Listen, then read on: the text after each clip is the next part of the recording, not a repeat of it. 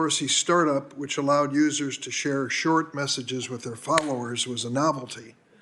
But in the coming years, it would become increasingly an important source of news and social discourse as it gathered millions of users around the world.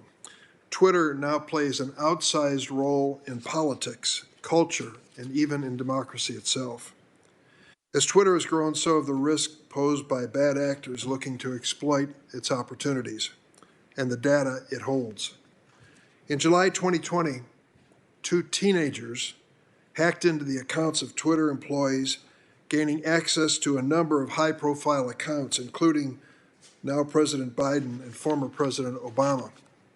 Those 2 teenagers then sent a series of tweets from the accounts and scammed Twitter users out of more than $100,000 in Bitcoin. In response, then CEO of Twitter, Dorsey, turned to a trusted name in the world of cybersecurity to lead an overhaul of Twitter's security practices. And for more than a year, that's what this individual tried to do until he was terminated by Twitter and their new CEO this past January. Last month, this individual released a whistleblower disclosure detailing a number of alarming allegations about Twitter's security practices. Without objection, his disclosure will be entered into the record.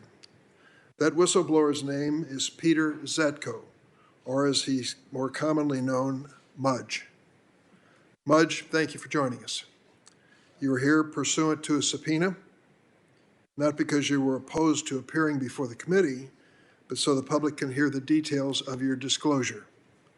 You've alleged a number of security flaws and weaknesses within Twitter, flaws that may pose a direct threat to the safety and privacy of Twitter's hundreds of millions of users, as well as America's national security. The story actually began in 2011 when the FTC, the Federal Trade Commission, first concluded that Twitter was playing fast and loose with user data. They found that Twitter had, quote, deceived customers and put their privacy at risk by failing to safeguard their personal information. The company was ordered by the FTC to, quote, protect the security, privacy, confidentiality, and integrity of user data. But you've claimed those changes have never been made. And more broadly, you allege that compared to other technology companies, Twitter's security standards remain woefully deficient. You allege that thousands of employees within the company have extraordinary access to sensitive information of Twitter's users, and that there is little oversight over how that information is assessed. Some Twitter users tuning in this morning may be asking, well, what's the big deal? When you sign up for Twitter, you knowingly hand over your email, your phone number, other information. That's how it is with most social media companies. But you expect, do we not, that these companies will take precautions to protect the personal information you give them. It's like depositing money at the bank. When you hand your money to the teller, they take it behind the counter and put it in a vault. But at Twitter, according to our witness today, the door to that vault is wide open. And that vault contains a lot more information about you than you can imagine. Twitter doesn't just have access to your tweets and email address. They also have access to all of the data necessary to directly access your device and even pinpoint your exact location. Say you're an American citizen, you're exercising your First Amendment freedom at a political protest, or maybe you're a woman seeking reproductive health care. If you're a Twitter user, it may not just be you at the protest or in that healthcare facility. Unbeknownst to you, someone else may be right there with you in your pocket or purse. Of course, many of us are comfortable with some of the programs on our phones having location data. It's helpful. But when that data isn't secure, we become vulnerable to bad actors, scam artists, stalkers, even foreign agents. To give an example, earlier this year, a Saudi national who worked for Twitter was convicted by a federal jury for stealing the personal data of dissidents who criticized the Saudi regime and handing the data over to the Saudi government. This is a matter of life and death, as we know, for these dissidents, as the butchering of Jamal Khashoggi made clear. There's also the matter of Twitter's reach. It was one of the largest megaphones that world leaders ever had at their disposal. We've already seen what can happen when small-time hackers break into Twitter accounts belonging to government officials. But what if? What if next time it isn't two teenagers trying to pull a crypto scam? Imagine if it's a malicious hacker or a hostile foreign government breaking into the president's Twitter account, or sending out false information claiming there was a terrorist attack on one of our citizens. We could see widespread panic. The bottom line is this: Twitter is an immensely powerful platform that cannot afford gaping security vulnerabilities. Today, we have a chance to engage in a good faith, bipartisan discussion to ask what needs to be done. A final point. Politicians on both sides of the aisle have criticized Twitter. I, for one, believe that Twitter should be doing far more to combat the proliferation of hate speech and conspiracy theories. Republicans, on the other hand, claim that Twitter censors their conservative speakers. I urge my colleagues to set some of these partisan differences aside and try to find the common ground we need to establish security standards that will be raised today by our whistleblower. With that, I turn to our ranking member, Senator Grassley. Yeah, thank you, Chairman Durbin. A very important issue that you have brought before this committee, and I thank you for doing it. I, for one, want people to know that I love using Twitter. But we also know that big tech companies, such as Twitter, collect vast amounts of data on Americans. In the hands of foreign adversaries, this data is a gold mine of information that could be used against America's interest. Twitter has a responsibility to ensure that the data is protected and doesn't fall into the hands of foreign powers. Americans rightly expect that Twitter will protect that information. Thanks to a whistleblower that comes forward, we've learned that Twitter hasn't secured the data of tens of millions of Americans and countless other users. That whistleblower is here today, so we welcome you, Mudge. He comes before the committee today not only as an expert in the field of cybersecurity, but also as a whistleblower. I think all of my colleagues know that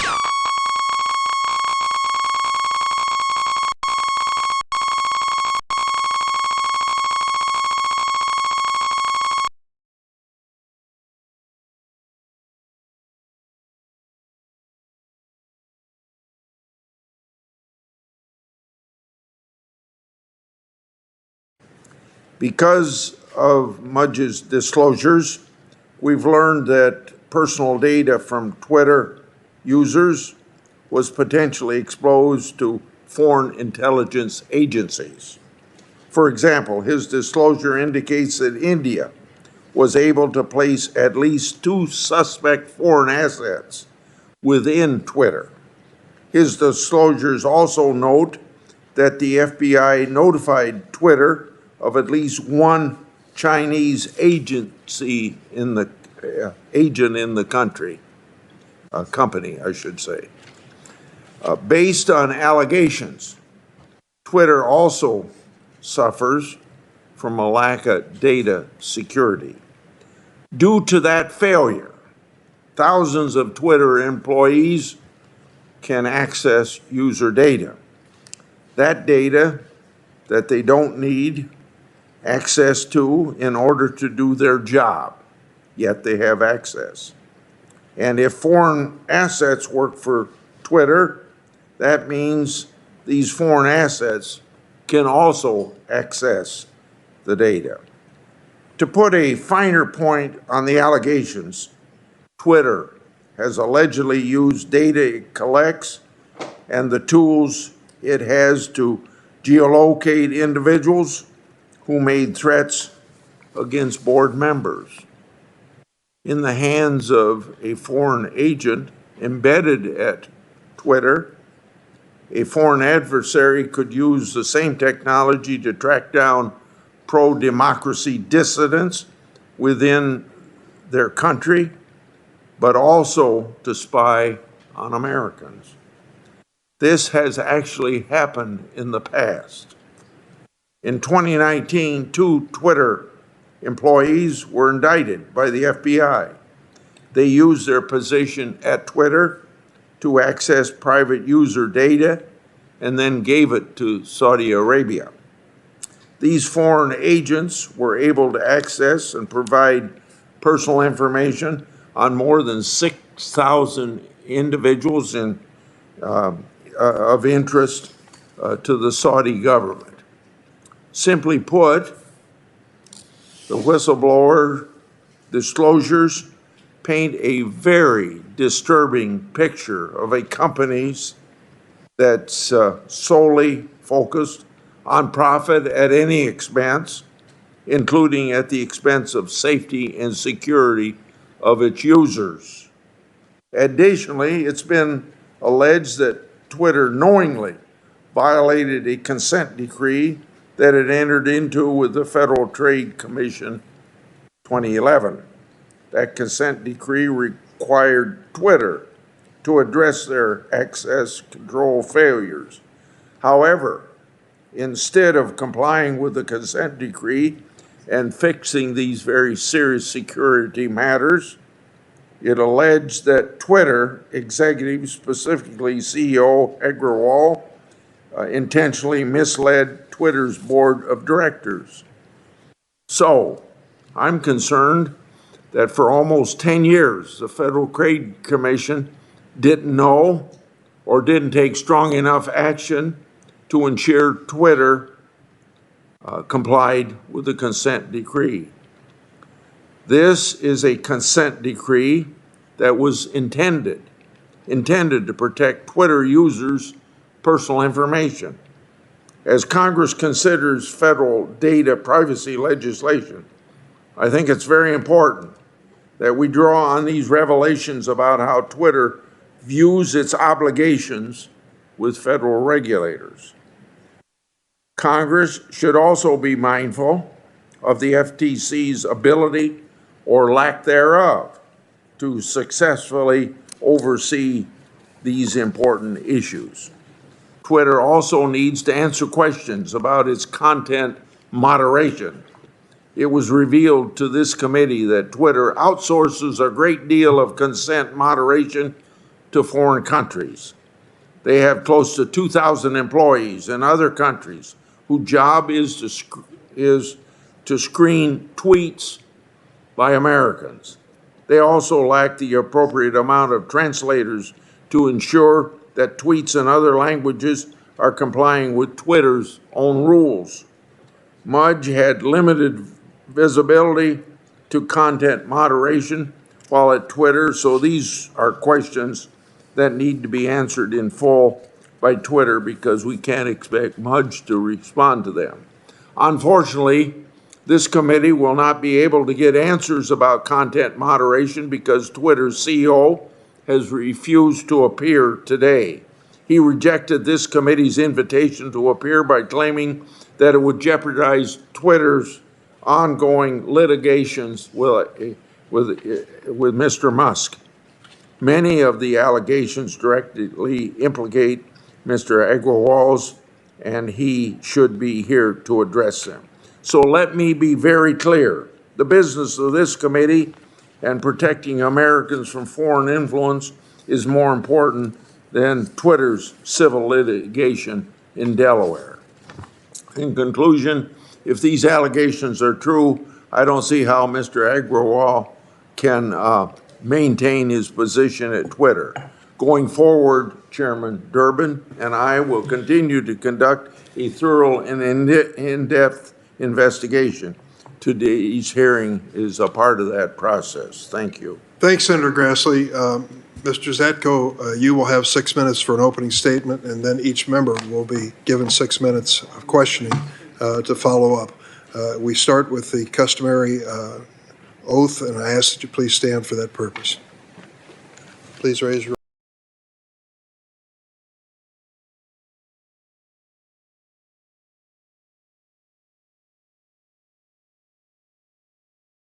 witness has answered in the affirmative, And now I appreciate your attendance here, and the floor is yours. I think your microphone may need. There you go. Thank you very much, sir. Chairman Durbin, Ranking Member Grassley, members of the committee, I appear before you today to answer questions about information I submitted in written disclosures about cybersecurity concerns I observed while working at Twitter.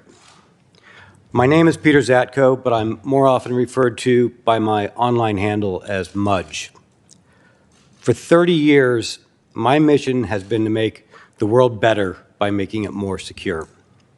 From November 2020 until January 2022, I was a member of Twitter's executive team. In my role, I was responsible for information security, privacy engineering, physical security, information technology, and Twitter global support. I'm here today because Twitter leadership is misleading the public, lawmakers, regulators, and even its own board of directors. What I discovered when I joined Twitter was that this enormously influential company was over a decade behind industry security standards. The company's cybersecurity failures make it vulnerable to exploitation, causing real harm to real people. And when an influential media platform can be compromised by teenagers, thieves, and spies, and the company repeatedly creates security problems on their own, this is a big deal for all of us. When I brought concrete evidence of these fundamental problems to the executive team and repeatedly sounded the alarm of the real risks associated with them, and these were problems brought to me by the engineers and employees of the company themselves, the executive team chose instead to mislead its board, shareholders, lawmakers, and the public instead of addressing them. This leads to two obvious questions. Why did they do that? And what were the problems and vulnerabilities identified? And that's what I'm here to talk about. So first, why did they do that? To put it bluntly, Twitter leadership ignored its engineers because key parts of leadership lacked the competency to understand the scope of the problem, but more importantly, their executive incentives led them to prioritize profits over security. Upton Sinclair famously said, "It is difficult to get a man to understand something when his salary depends on his not understanding it." This mentality is exactly what I saw at the executive level at Twitter. So what are the problems I discovered? Two basic issues. First, they don't know what data they have, where it lives, or where it came from, and so, unsurprisingly, they can't protect it. And this leads to the second problem, which is the employees then have to have too much access to too much data and to too many systems. You can think of it this way, which is it doesn't matter who has keys if you don't have any locks on the doors. And this kind of vulnerability is not in the abstract. It's not far-fetched to say that an employee inside the company could take over the accounts of all of the senators in this room. Given the real harm to users and national security, I determined it was necessary to take on the personal and professional risk to myself and to my family of becoming a whistleblower. I did not make my whistleblower disclosures out of spite or to harm Twitter. Far from that, I continue to believe in the mission of the company and root for its success. But that success can only happen if the privacy and security of Twitter's users and the public are protected.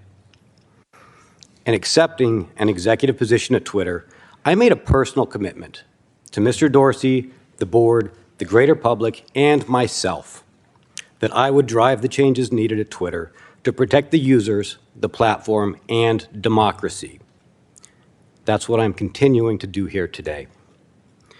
I stand by the statements I made in my lawful disclosures, and I am here to answer any questions you may have about them. Thank you. Thank you, Mr. Zatko. I'll start the questioning, and as I mentioned, each member will have 6 minutes to ask you questions. Those of us who are not expert but rely on the internet every day for personal, professional reasons know that many times we are given disclosures, lengthy disclosures that scroll across the screen, which are hardly ever read, in my estimation, and usually end up with a bottom box that said approve.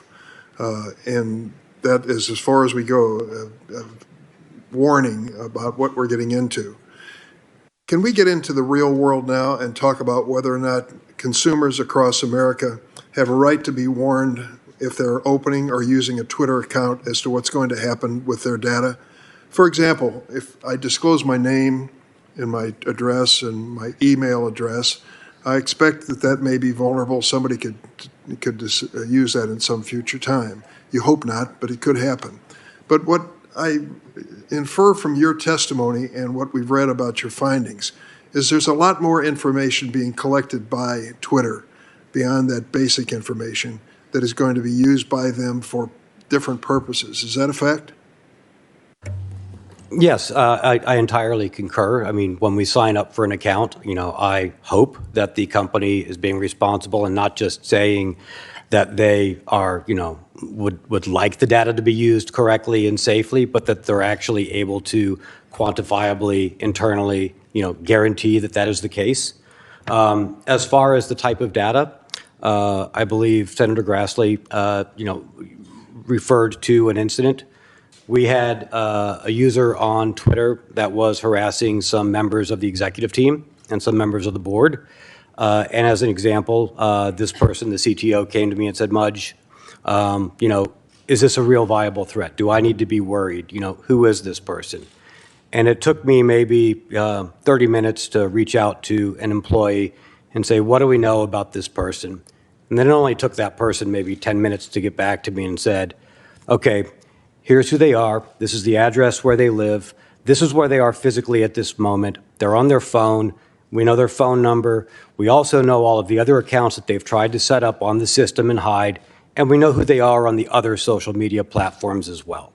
So unbeknownst to a Twitter account user, there's access to information far beyond what you think you've disclosed that can be found. Should there be a warning? You say at one point Twitter has about 20% of its vast trove of data registered and managed, meaning the company is incapable of securing the sensitive information it collects. Tell me, that is a pretty stark statement and suggests that a warning to users is that literally anything that you disclose or use the account for is traceable and could be used for bad purpose. Yes. In this case, my concern was more that Twitter didn't even know what it was collecting. And this was one of the problems because I kept looking at why do they keep having so many security incidents, the same amount, each year after year? Why are the same percentages, from the same systemic problems? Why aren't we closing on this?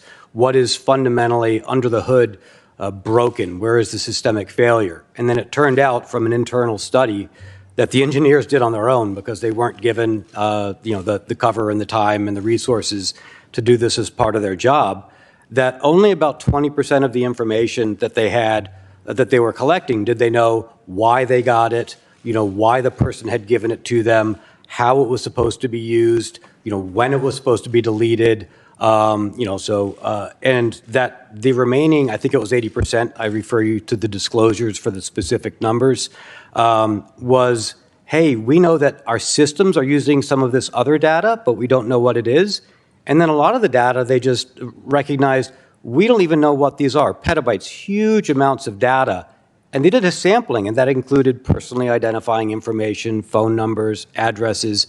So for me, the concern there is anybody with access inside Twitter, and half the company has access to the production environment that has this, could go rooting through and find this information and use it for their own purposes. So if 80% of the data that is being collected is in fact registered, or not registered and managed, and the one with the Twitter account person is vulnerable in that regard, I wouldn't exactly give a passing grade to Twitter when it comes to the security of information that they've gathered. Now let me ask you on the other side of the ledger. Would you grade as well the government agencies that have some responsibility to make sure that the American consumer's privacy and security is protected? For example, the Federal Trade Commission, Securities and Exchange Commission, and others. So that was something that that came to mind as well. I said, we've had a 2011 consent decree. This is over a decade. How have we been passing this, especially since there were at least 2 more times where there were violations for the exact same problem, the misuse of email data that was collected for security purposes, but then turned around and used for marketing, which was a violation of the assumption of why you were providing them the data. How come we keep making these same mistakes? What is the FTC missing, or what is it that we are telling the FTC as Twitter that is incorrect? And I think honestly, the FTC is a little, over their head. They've compared to the size of the big tech companies and the challenge they have against them, they're left letting companies grade their own homework. And I think that's one of the big challenges. I'm running out of time, and I'll just say that I think that the area of great concern as well is the access of foreign governments and foreign agencies to the same data. Americans signing up for Twitter have no idea that they are at least vulnerable to that possibility, and we know that the conviction of individuals in Saudi Arabia or for dealing with the Saudi government is proof positive of that possibility.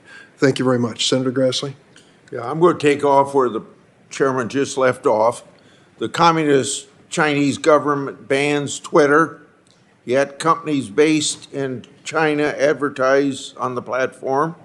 When a user clicks on such an advertisement, they've presumably redirected to a website controlled by the Chinese government, which can collect vast amounts of data and track their location. With respect to pro-democracy Chinese citizens, is Twitter endangering their lives by allowing China to advertise on the platform?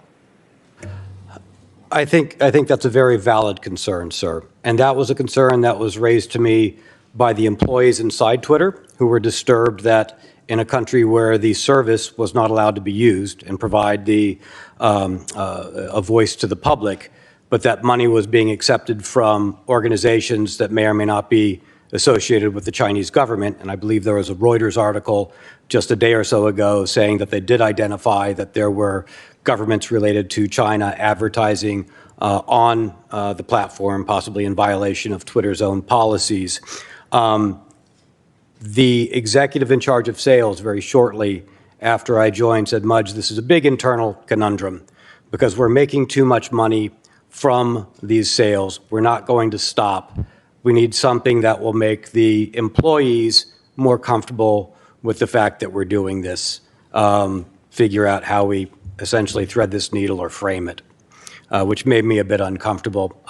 And they didn't know what people they were putting at risk or what information they were even giving to the government, which made me concerned that they hadn't thought through the problem in the first place that they were putting their users at risk for. And that was a very common problem where I saw that Twitter was a company that was managed by risk and by crises instead of one that manages risk and crises. It was very it would react to problems too late. I think you just answered this question, but I want to ask it and see if you've said all you want to on the subject.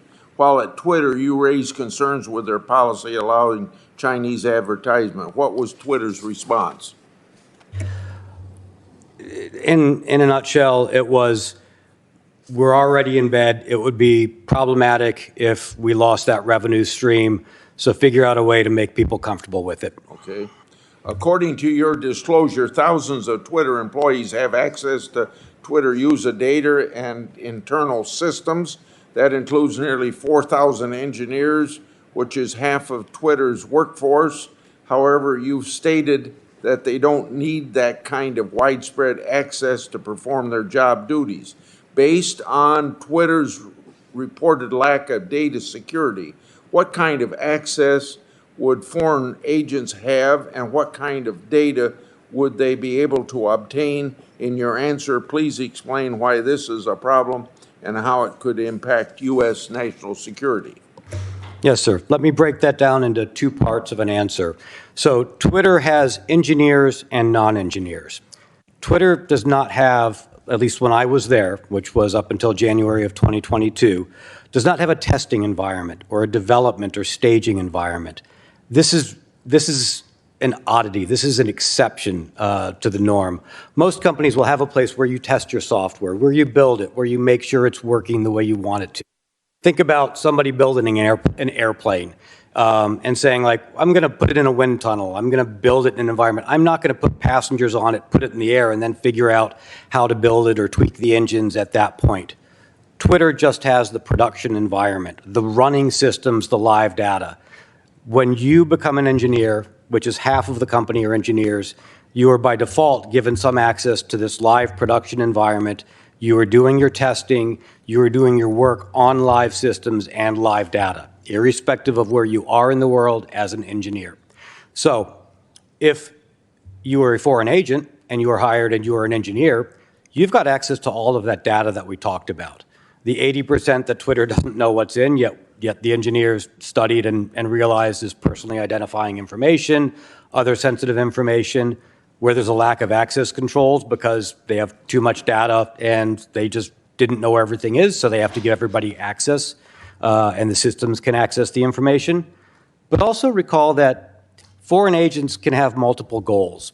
And sometimes it's not just the engineers or the technical access that they want, but it might be information about the plans of Twitter, what plans Twitter has to potentially censor information in a government or concede to a government's request, or what plans they have for expansion in a particular environment.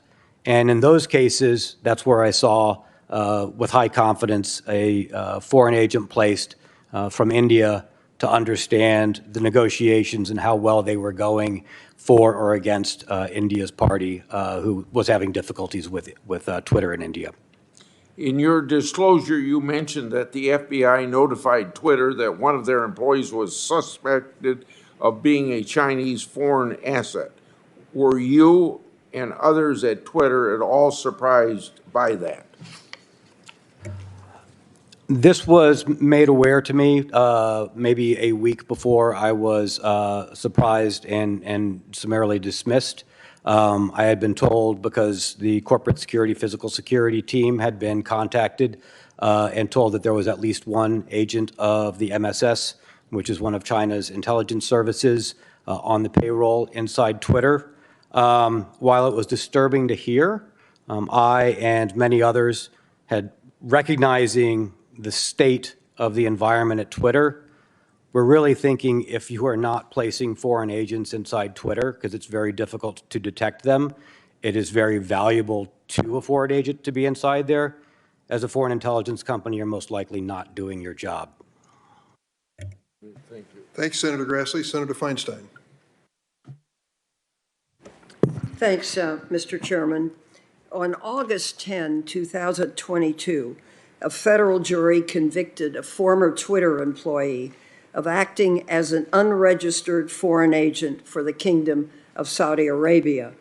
While employed by Twitter, the individual accepted payments in exchange for accessing and conveying the private information of Twitter users to Saudi officials.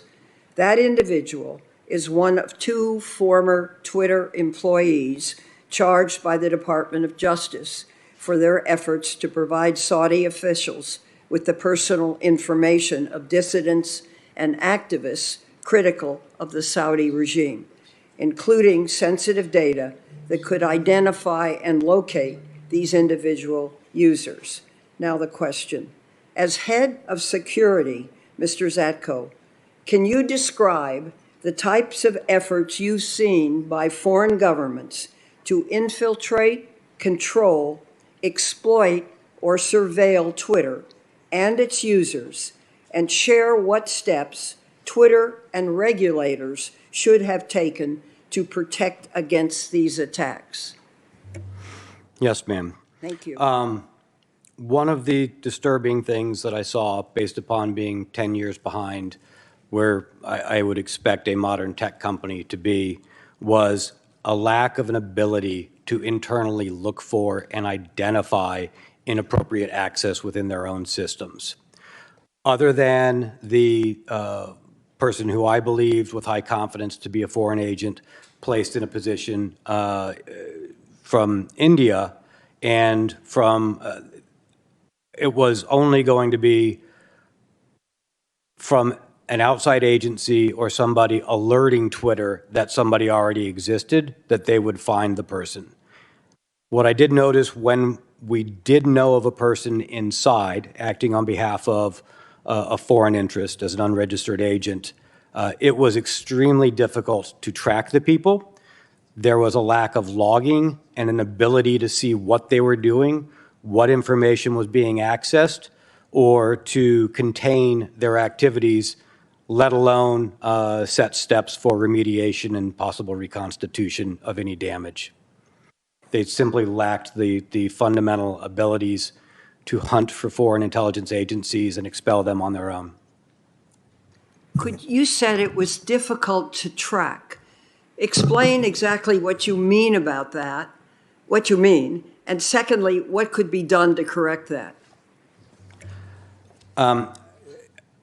One of the most senior engineers in the company came to me not long after I was there and said, "Mudge, you should know that this company doesn't really have centralized logging. We don't log the activities of the systems."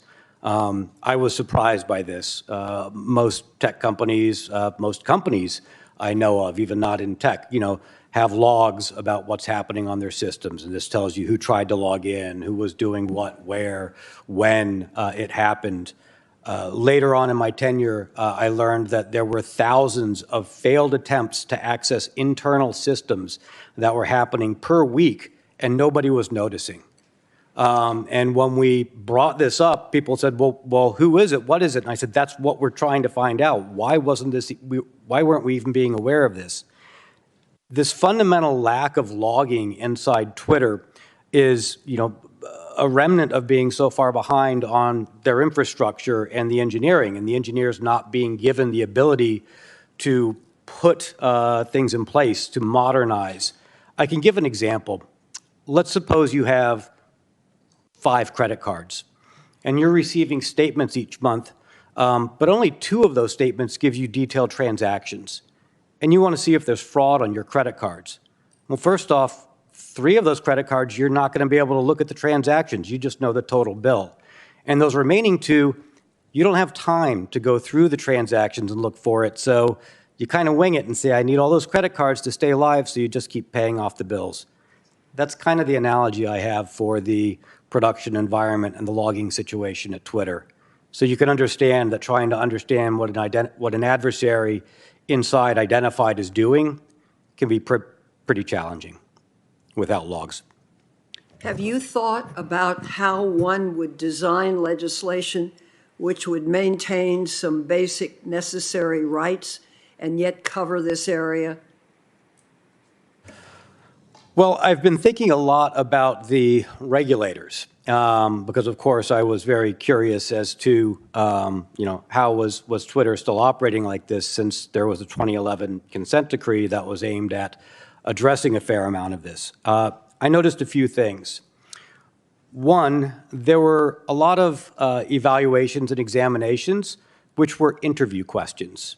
So essentially, the organization was allowed to grade their own homework. Did you make things better? Yes, we did. Okay, check. There wasn't a lot of ground truth. There wasn't a lot of quantified measurements. And a fair amount of the interviews came from companies, auditors, that Twitter themselves were able to hire. So I think that's a little bit of a maybe conflict of interest. I also noticed that of all of the regulators, some of the foreign regulators were much more feared than the FTC. For instance, the French CNIL, the CNIL, the French version of the FTC, terrified Twitter in comparison to the FTC. And when I looked at why, it was because there was more of a fear that it wouldn't be a one-time fine. one-time fines are priced in. One-time fines didn't bother Twitter at all. When I saw the recent amount of the fine, that was much less than we had been concerned about. And each time it was a one-time fine, in my discussions with the chief privacy officer, with the privacy engineer head, that was and the executives, the thought was, okay, we'll pay that and we can keep kicking the can down the road and hope, maybe we'll get another one-time fine. Wall Street didn't seem to care because it wasn't a long-term problem that was ongoing. What did make these companies afraid was if there was a risk of, hey, you've mishandled the same type of data repeatedly. Maybe we're not going to let you monetize that type of data. Sorry, who mishandled the data? Oh, so if Twitter, for example, Twitter mishandled email addresses repeatedly. And a concern was if the FTC were to come in and tell us that we're not allowed to monetize email addresses because of our continued inability to handle them correctly, well, then we might not be on fair footings with our competitors, and that scared them and made them move. I believe something like that did happen to Facebook, which has been used as a sort of cautionary tale inside organizations. So I think the regulators have tools that do work, but they're not able to see which tools in their tool belt are the ones actually working, and they're using the one-time fines that the companies aren't really afraid of. Thank you, Senator Feinstein. Senator Lee? Thank you very much, Mr. Chairman. Mr. Zatko, thanks for being here. In your disclosures, you include information that Twitter's head of privacy engineering and the chief privacy officer reported the following to the board of directors toward the end of 2021. This is a quote. Every new employee has access to data they do not need to have access to for the purpose of their role.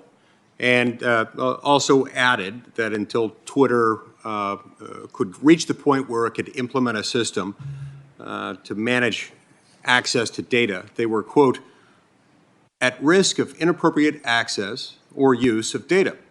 They also reported that our inability to delete data compounds that risk, as we retain data that we should not have and which is therefore accessible by people who do not need to have access to this data.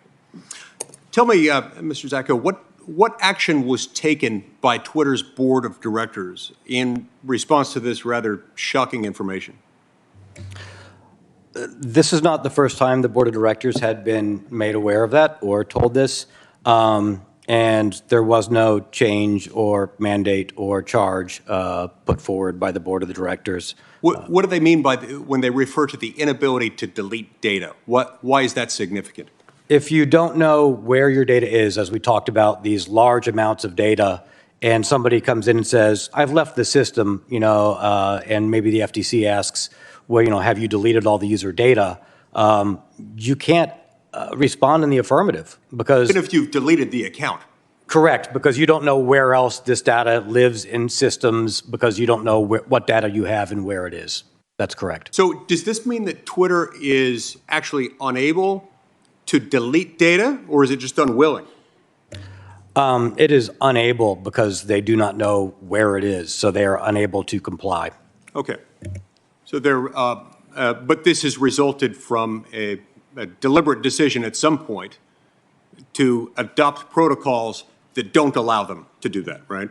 To choose other priorities rather than to correctly register and track and understand where their data lives. Because it is physically possible. I mean, you could have a database in which you could track. Yeah, absolutely. If you knew where everything was in your database, you could go delete it. If you chose to make that a priority, to make sure that the new data coming in was correctly registered and to go back and figure out what data you have and where it is, you could absolutely go delete it. But that hasn't been prioritized over other projects such as increasing revenue or users.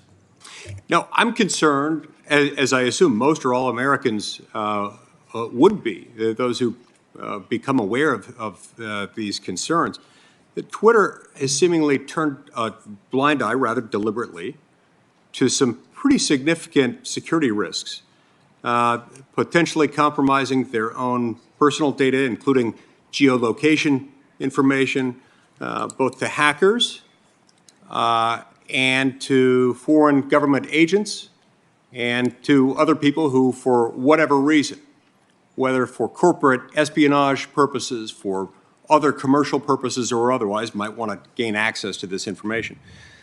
Based on your disclosures, it seems to me that Twitter's CEO is more concerned with increasing influence and profits from foreign countries than with protecting user data from foreign spies or hackers. Now, you claim that Twitter has hired foreign government agents at the cost of doing, as sort of the cost of doing business in countries like India, Nigeria, and China.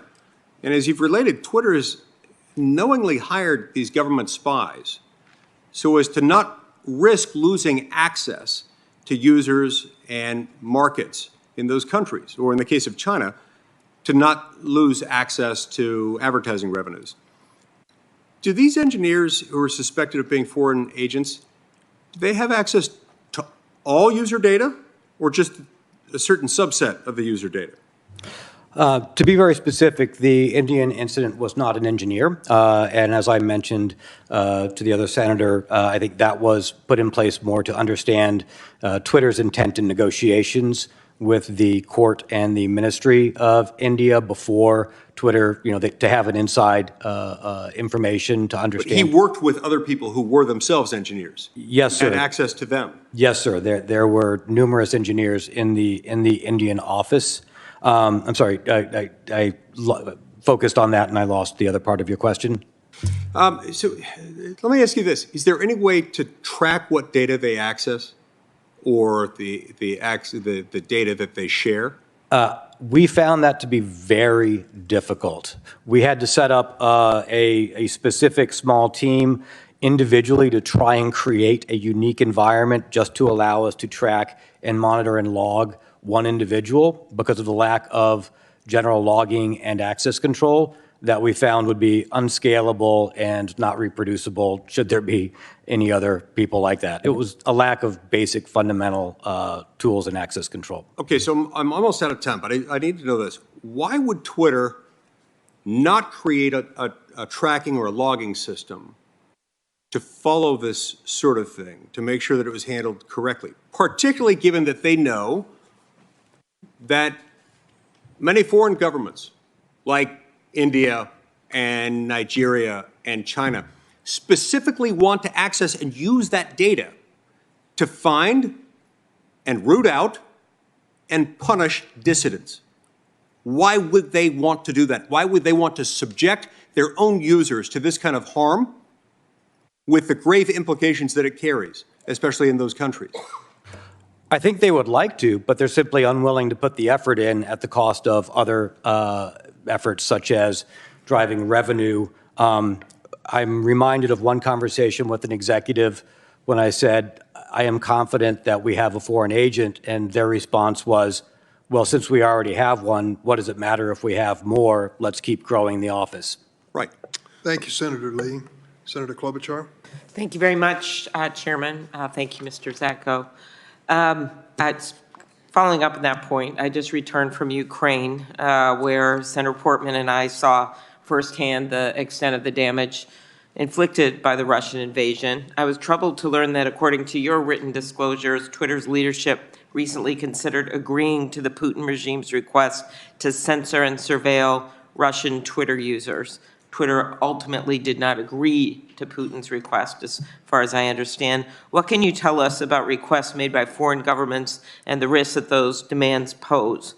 And why would a company like Twitter consider agreeing to a request to censor or surveil users? I was very surprised and shocked by that one-on-one conversation which I had with Mr. Agrawal. This was prior to his assuming the CEO role.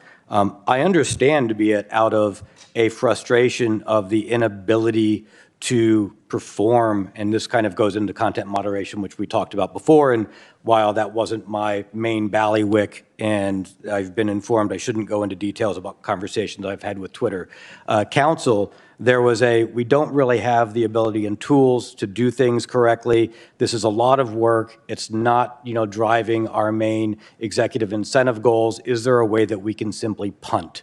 And since they have elections, doesn't that make them a democracy? Thank you.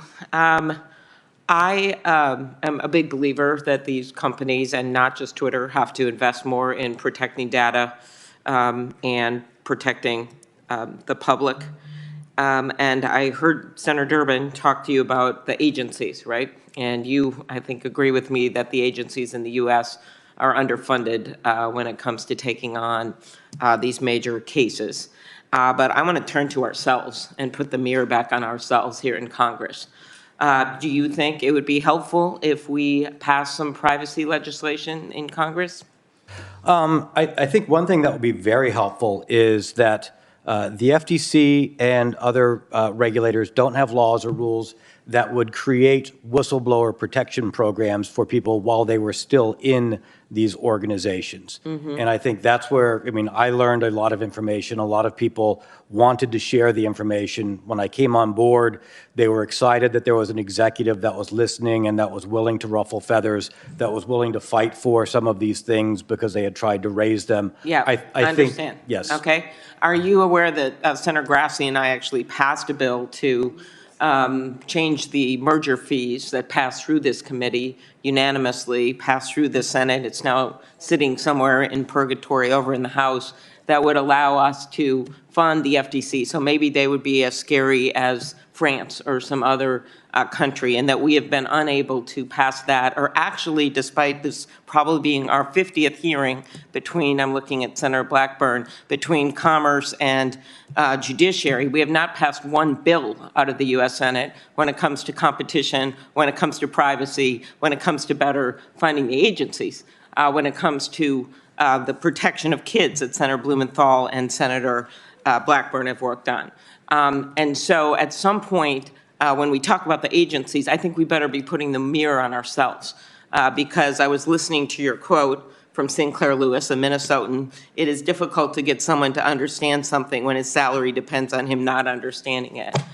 Could you talk about the lack of action in Congress and how that has actually created an environment where these companies feel like they can do everything from destroying our newspapers and our public good to basically not taking correct actions when it comes to hacking? So that's your world, not mine. I appreciate the efforts and the work that you're doing. What I did see is that any laws or bills passed or actions in the past, if they are not able to be quantified and externally audited by an independent viewer, get gamed a lot by what I saw inside big tech in their ability to sort of answer in an affirmative without actually doing what the intention was of the rule, law, or regulation. One other bill I want to mention, and Senator teamed up here with Senator Coons and Portman on this, Platform Accountability and Transparency Act, to require digital platforms to give researchers access to data. And the independent experts that you hired to audit Twitter's processes for addressing disinformation found serious problems, made recommendations. But however, I think Twitter's leadership didn't listen. In your view, why do you think Twitter failed to act on the recommendations made related to the disinformation? And how could independent groups help? Yeah, I'm a big fan of independent groups having independent eyes and providing ground truth on that. I think this is, I should be clear, you know, first off, the engineers and the employees want this change. The culture, and I can speak primarily about Twitter because that's what I'm here to talk about in the most recent big tech company I've been involved with. It's a culture where they don't prioritize. They're only able to focus on one crisis at a time. And that crisis isn't completed. It's simply replaced by another crisis. Correct. So I think they would like to wave a magic wand and have all of these things fixed, but they're unwilling to bite the bullet and look strategically and say, hey, we're going to have to devote some time and money to get these basic things in place and to be honest with their investors, the public, their board, themselves, and do the legwork rather than just react to what's coming in that they hear from a hearing like this or from the news just until the next crisis comes along. Exactly, as opposed to us putting some long-term rules in place. Last thing, You talked about in your disclosures that Twitter does not have enough resources focused on removing misinformation and hate speech. In particular, you noted that half of the content flagged for review in Twitter Spaces features was in a language that employees didn't even speak. Obviously, you can't check whether a tweet violates Twitter's rules if you don't speak the language. I have had my own experience directly conveying a misinformation that was put out on me that resulted in an attack on a member of my family. And I don't know if you knew that because I told Jack Dorsey about it. And nothing ever changed, except when finally regular media reported that it was a lie. But those are the kinds of things that happen to people in this building because of the misinformation that is rampant on social media. Could you comment about what you think they should be doing about that? I'm very sorry to hear about that. The lack of language was stunning to me. This was a situation where I brought in a world-class leader for Twitter Global Support who also identified this, and we started saying, you can't react to a language situation. When something was happening in Myanmar, you can't wait until after it happens and then go, where are the Burmese speakers? Let's see who we can hire. Those translators are already hired elsewhere. You have to understand, 80% of Twitter has to understand, 80% of their users are outside of the United States. You can't create, a healthy environment. You can't serve the public conversation if all you can do is look at it and say, I hope Google Translate's doing the right job for me. Thank you. Thanks, Senator Klobuchar. Senator Kennedy. Thank you, Mr. Chairman. Mr. Zatko, give me 30 seconds. Well, strike that. Senator Grassley is an active user on Twitter. I'll use him as an example. Give me 30 seconds on the type of information Twitter has on Senator Grassley or someone like him. If I was, if there was somebody, just like what the CTO came to me and said, hey, we've got a problem with this user. Is this user? Just give me 30 seconds on the type of information Sure. that Twitter has on the average Twitter user. Sure. What's the phone number? What's the latest IP address they've connected from? Are there other IP address they've connected from? Is this the current email? How long have they been using that email with the account? What are the prior emails for it? From the IP address, there's a where do we think they live? Where do we think they're connected to right now? Are they still connected even if they're not actively using the information? What type of device are they connected with? What type of web browser are they using? Which brand is it? Possibly which computer? What language did they connect in it? Those are at some of the front-end systems. Thank you for that.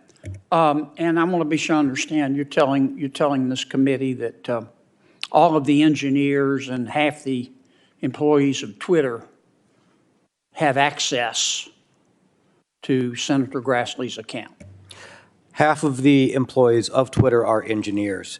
The engineers are by default given some access to the production environment. If it is, from what I saw, if they wanted to root around in the data and find it, they could find it. Okay, and let me try I believe that some again. have. I'm going to be sure I understand, okay? I'm not trying to trick you.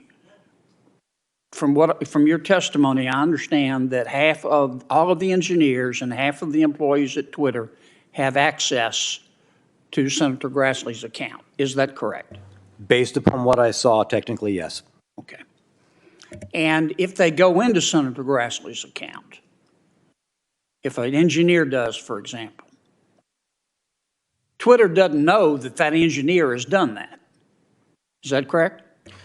It would be difficult to find the logs showing that, is my understanding correct. Okay. So you don't have a log in and log out system? There was not an easy ability for me to find which engineers had logged into which systems and what data that they had accessed. Okay.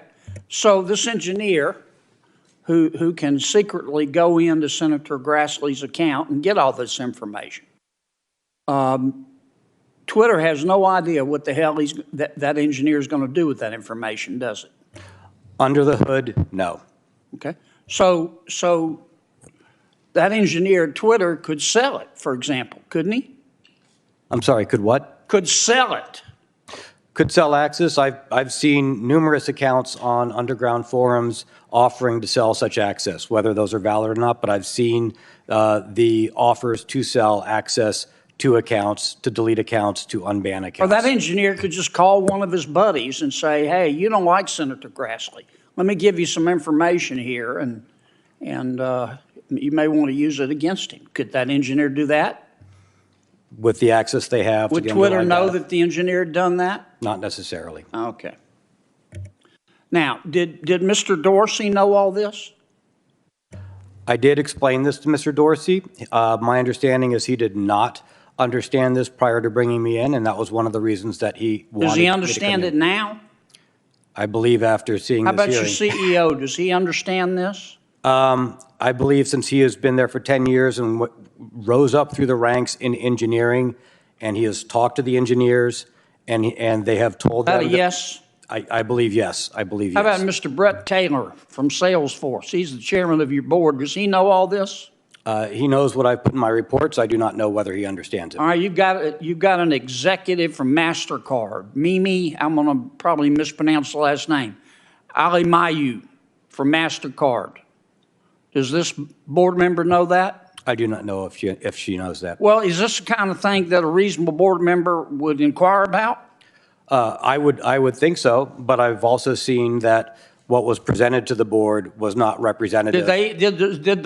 During your time there, did the board ever ask?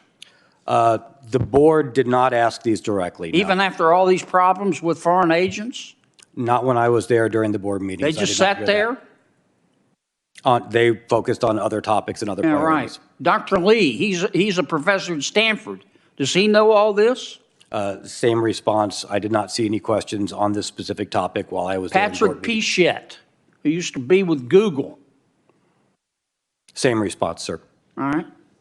Patrick Pichet? Sorry. Pichet. Yeah, Patrick Pichet was the one who, when I brought up this instance, he hit the roof. He was very upset. Did he said, do? "This is Did he fix unstandard." it? No, he asked for follow-on information. And why hadn't Twitter fixed this? There were other priorities. It's about the money, isn't it? It's about whatever crisis and the other To priorities. fix correct. this would cost them money, wouldn't it? It would take away focus on other It'd projects. cost them money, wouldn't it? Most likely, yes. Yeah. Okay, Twitter for a while was going to go into the porn business. Did they do that? I don't know that they did that. I didn't know they were going to go into the porn business. Oh, sir. okay. Well, they were. Do you know why they decided not to? I do know that there were discussions about content, about age-related information, and the discussions internally that I heard were simply concerns about lack of tools to correctly regulate or constrain it. So it wasn't a moral issue. It was they didn't. Why didn't they go in the porn business? I do not know. Okay. Sounded like you knew a little bit about it. Last question. I'll ask it quickly, Mr. Chairman. Who sets the standards for censorship at Twitter? I believe that comes out of council. Your lawyer? I believe so, sir. And do they talk with the board about it? I have been advised out of an abundance of caution that I shouldn't comment on any Twitter council conversations for AC Priv that Twitter might assert. Thank you, Mr. Chairman. Thank you, Senator Kennedy. Senator Blumenthal. Thanks, Mr. Chairman. Thank you and Senator Grassley for holding this hearing, and thank you, Mr. Zatko, for your being here. Your extraordinarily insightful and significant testimony here today at substantial professional and personal risk, which is the tradition of whistleblowers, and your cooperation with me and my staff off the record in providing details that are important to our understanding, and the more of it that's made public, I think, the better. Would you agree with me that Twitter has put its users' health and safety severely at risk? Yes, sir. And it's put the national security severely at risk? Yes, sir. That was And part its of my management disclosure. has misled its own board of directors. Yes, sir. And in that event, the management ought to be certainly restructured, shifted, changed, correct? Yes, sir. That kind of structural reform is necessary to achieve changes within the company. That is my belief. You've also said that this company has misrepresented facts to government agencies, most especially the FTC. That's correct, isn't it? Yes, that is correct, sir. And I think you shared in your complaint that Twitter management was intending to mislead as well French and Irish regulators about compliance with the consent decree, correct? Yes, sir, that's correct. How high in the Twitter management would you say that intent to mislead and, in effect, deceive government agencies went? To the CEO, I do not know to what level inside the board. They did not know because of misrepresentation or chose not to push. The misleading of government agencies is one of the reasons why stronger action hasn't been taken, That could very well be, sir. but it also, in effect, is the result of a lack of vigor in law enforcement, whether because of inadequate resources or a failure of will. That could be as well, sir. In fact, the most recent settlement with Twitter, which was a payment of $150 million earlier this year, the FTC and Department of Justice stated that Twitter violated the 2011 consent decree. That's no surprise. But the size of the penalty, a mere $150 million, amounts to the kind of burden on us average drivers when we pay the toll to go into Manhattan, given that its profit in the second quarter of this year was about $1.18 billion, correct? That is correct. While I was there, the concern only really was about a significantly higher amount, significantly higher, or if it would have been a more institutional restructuring risks. But that amount would have been of very little concern while I was there. To effectively address this problem, we need not only to insist on restructuring the company, but also likely restructuring, reforming, and energizing our regulatory apparatus, not only as to Twitter, but also as to other internet companies and platforms. Would you agree? Yes, I would. The intent of the regulators, I think, is the right intent, but it is not being followed or correctly adhered to. All of what you're saying, everything in your complaint, and a lot of what we've heard in this committee and in other committees leads me to think we need a new agency. As reluctant as I am to suggest a new government bureaucracy, I don't think it needs to be a government bureaucracy with a lot of new people, but it needs to be a new means of enforcement here to bring cases to the Department of Justice, focusing on privacy, security, and protecting users as well as our national security. Would you agree? I had not considered that. I will have to think about that. It is a very interesting approach. I'm not reaching any conclusions, but clearly what we're doing right now is not working. You would agree with that? Yes, what I have seen, the tools that are used out of the tool belt are not working. I do believe other tools in the tool belt do work, but the regulators aren't able to quantify and get measurements that would show them to switch to the other tools they have. What are the remedies that, for example, other countries have that enable them to better protect privacy? Some are simply much more aggressive and do not accept answers at face value, put very strict time constraints on requiring answers, require data to back up the answers, and threaten to preclude monetizing entire markets, such as maybe you won't be allowed to monetize in France, or maybe you won't be allowed to use a particular data source in France, and you have a week to respond sort of approach. And let me just finish on that note, to expand on the Upton Sinclair theory of the case here. Essentially, users and their information are Twitter's product.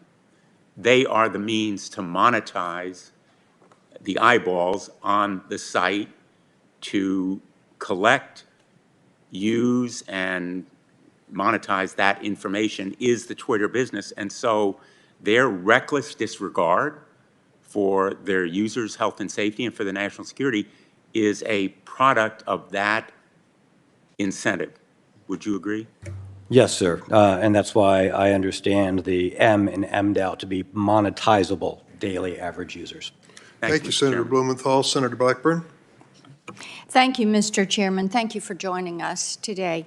I'm a mother and a grandmother, and I want to talk with you about this process Twitter has gone through. They tried to start a new subscription-based adult entertainment section. Are you familiar with that? No, ma'am, I'm not. You're not, okay.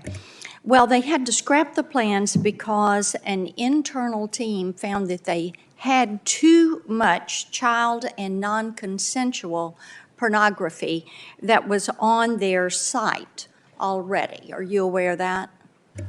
No, ma'am, unfortunately, it does not surprise me. Okay. Well, there's a federal court case right now against Twitter because the site repeatedly refused to take down tweets of children as young as 13 and 14 performing sex acts in photographs and in videos.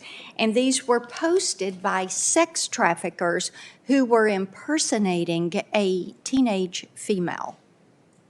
So my question is, why?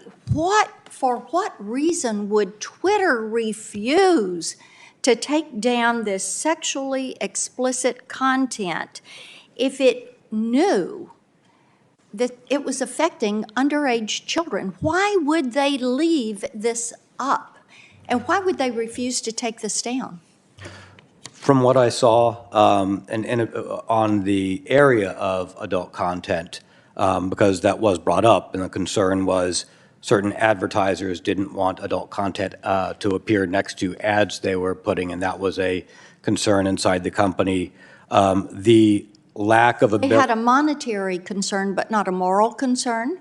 there was a, I can't speak to the morals of the people internally, but there was a concern whether or not they could even correctly identify and get ahead of this because they lacked the basic tools and the resources in those teams, and it would have to be in a reaction after things were posted and maybe brought to their attention. All right, so what do they do to police this sexually explicit material, especially when it pertains to children?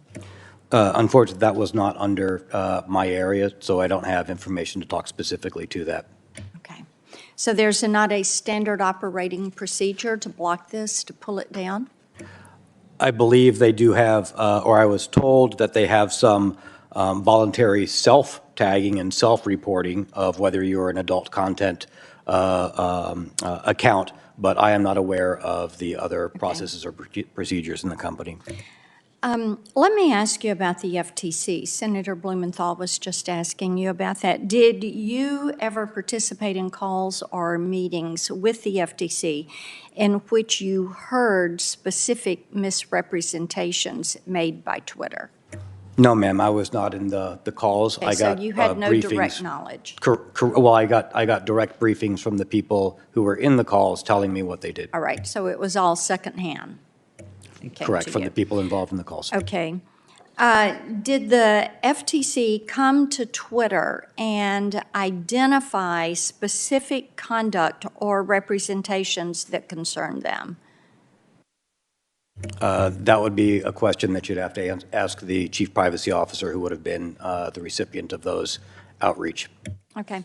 Let me ask you about the issue of click-through ads, because I know that many times our adversaries will, through a company in China and specifically, the CCP will be part owner of a company. So they use click-through ads to gain access to platform user data, including China, including other adversaries. and including places where Twitter is blocked. And they're finding ways to evade the tracking and to get into these networks. In your experience, is this a typical practice that happens at the global tech platforms? Click-through ads do expose a risk that non-click-through ads do not. If you can get a user to click through, you get the information that I was describing before, the IP address, the browser. From the IP address, you can determine the IP geolocation or whether they're using a VPN or not, if that is allowed in your country. And then you can further interrogate that person's computer or get them to provide more information, maybe that they don't know they're providing directly to you, thinking it's through an ad on a service. Could this be remedied in any way? And Senator Klobuchar talked to you about this, a national privacy standard. If we had a national privacy standard, would that help to secure an individual's information online, and would it help in any way in policing these click-through ads? I think addressing in general the difference of the information or making people aware and then providing a context around when a user knows that they are providing information and what information they are providing, no longer to the service they thought they were interacting with, could definitely benefit a user. I want to ask you one thing about censorship. And during your time at Twitter, did you participate in any conversations or meetings where content moderation decisions were made based on a poster's political views? I never investigated or was or heard of decisions on that particular topic.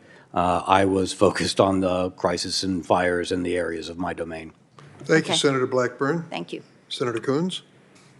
Thank you, Chairman Durbin, Ranking Member Grassley, and thank you, Mr. Zatko. Thank you, Mudge, for coming forward. This is yet another eye-opening moment for our public, for our nation, and for this committee. We know that social media and new communications technologies have empowered people across the world to connect and share information at an unprecedented scale, but we also know that concentrating all this information, all these resources in just a few hands comes with great risks. So your whistleblower complaint contains really striking allegations which shed light on several key realities, and I wanted to focus on those.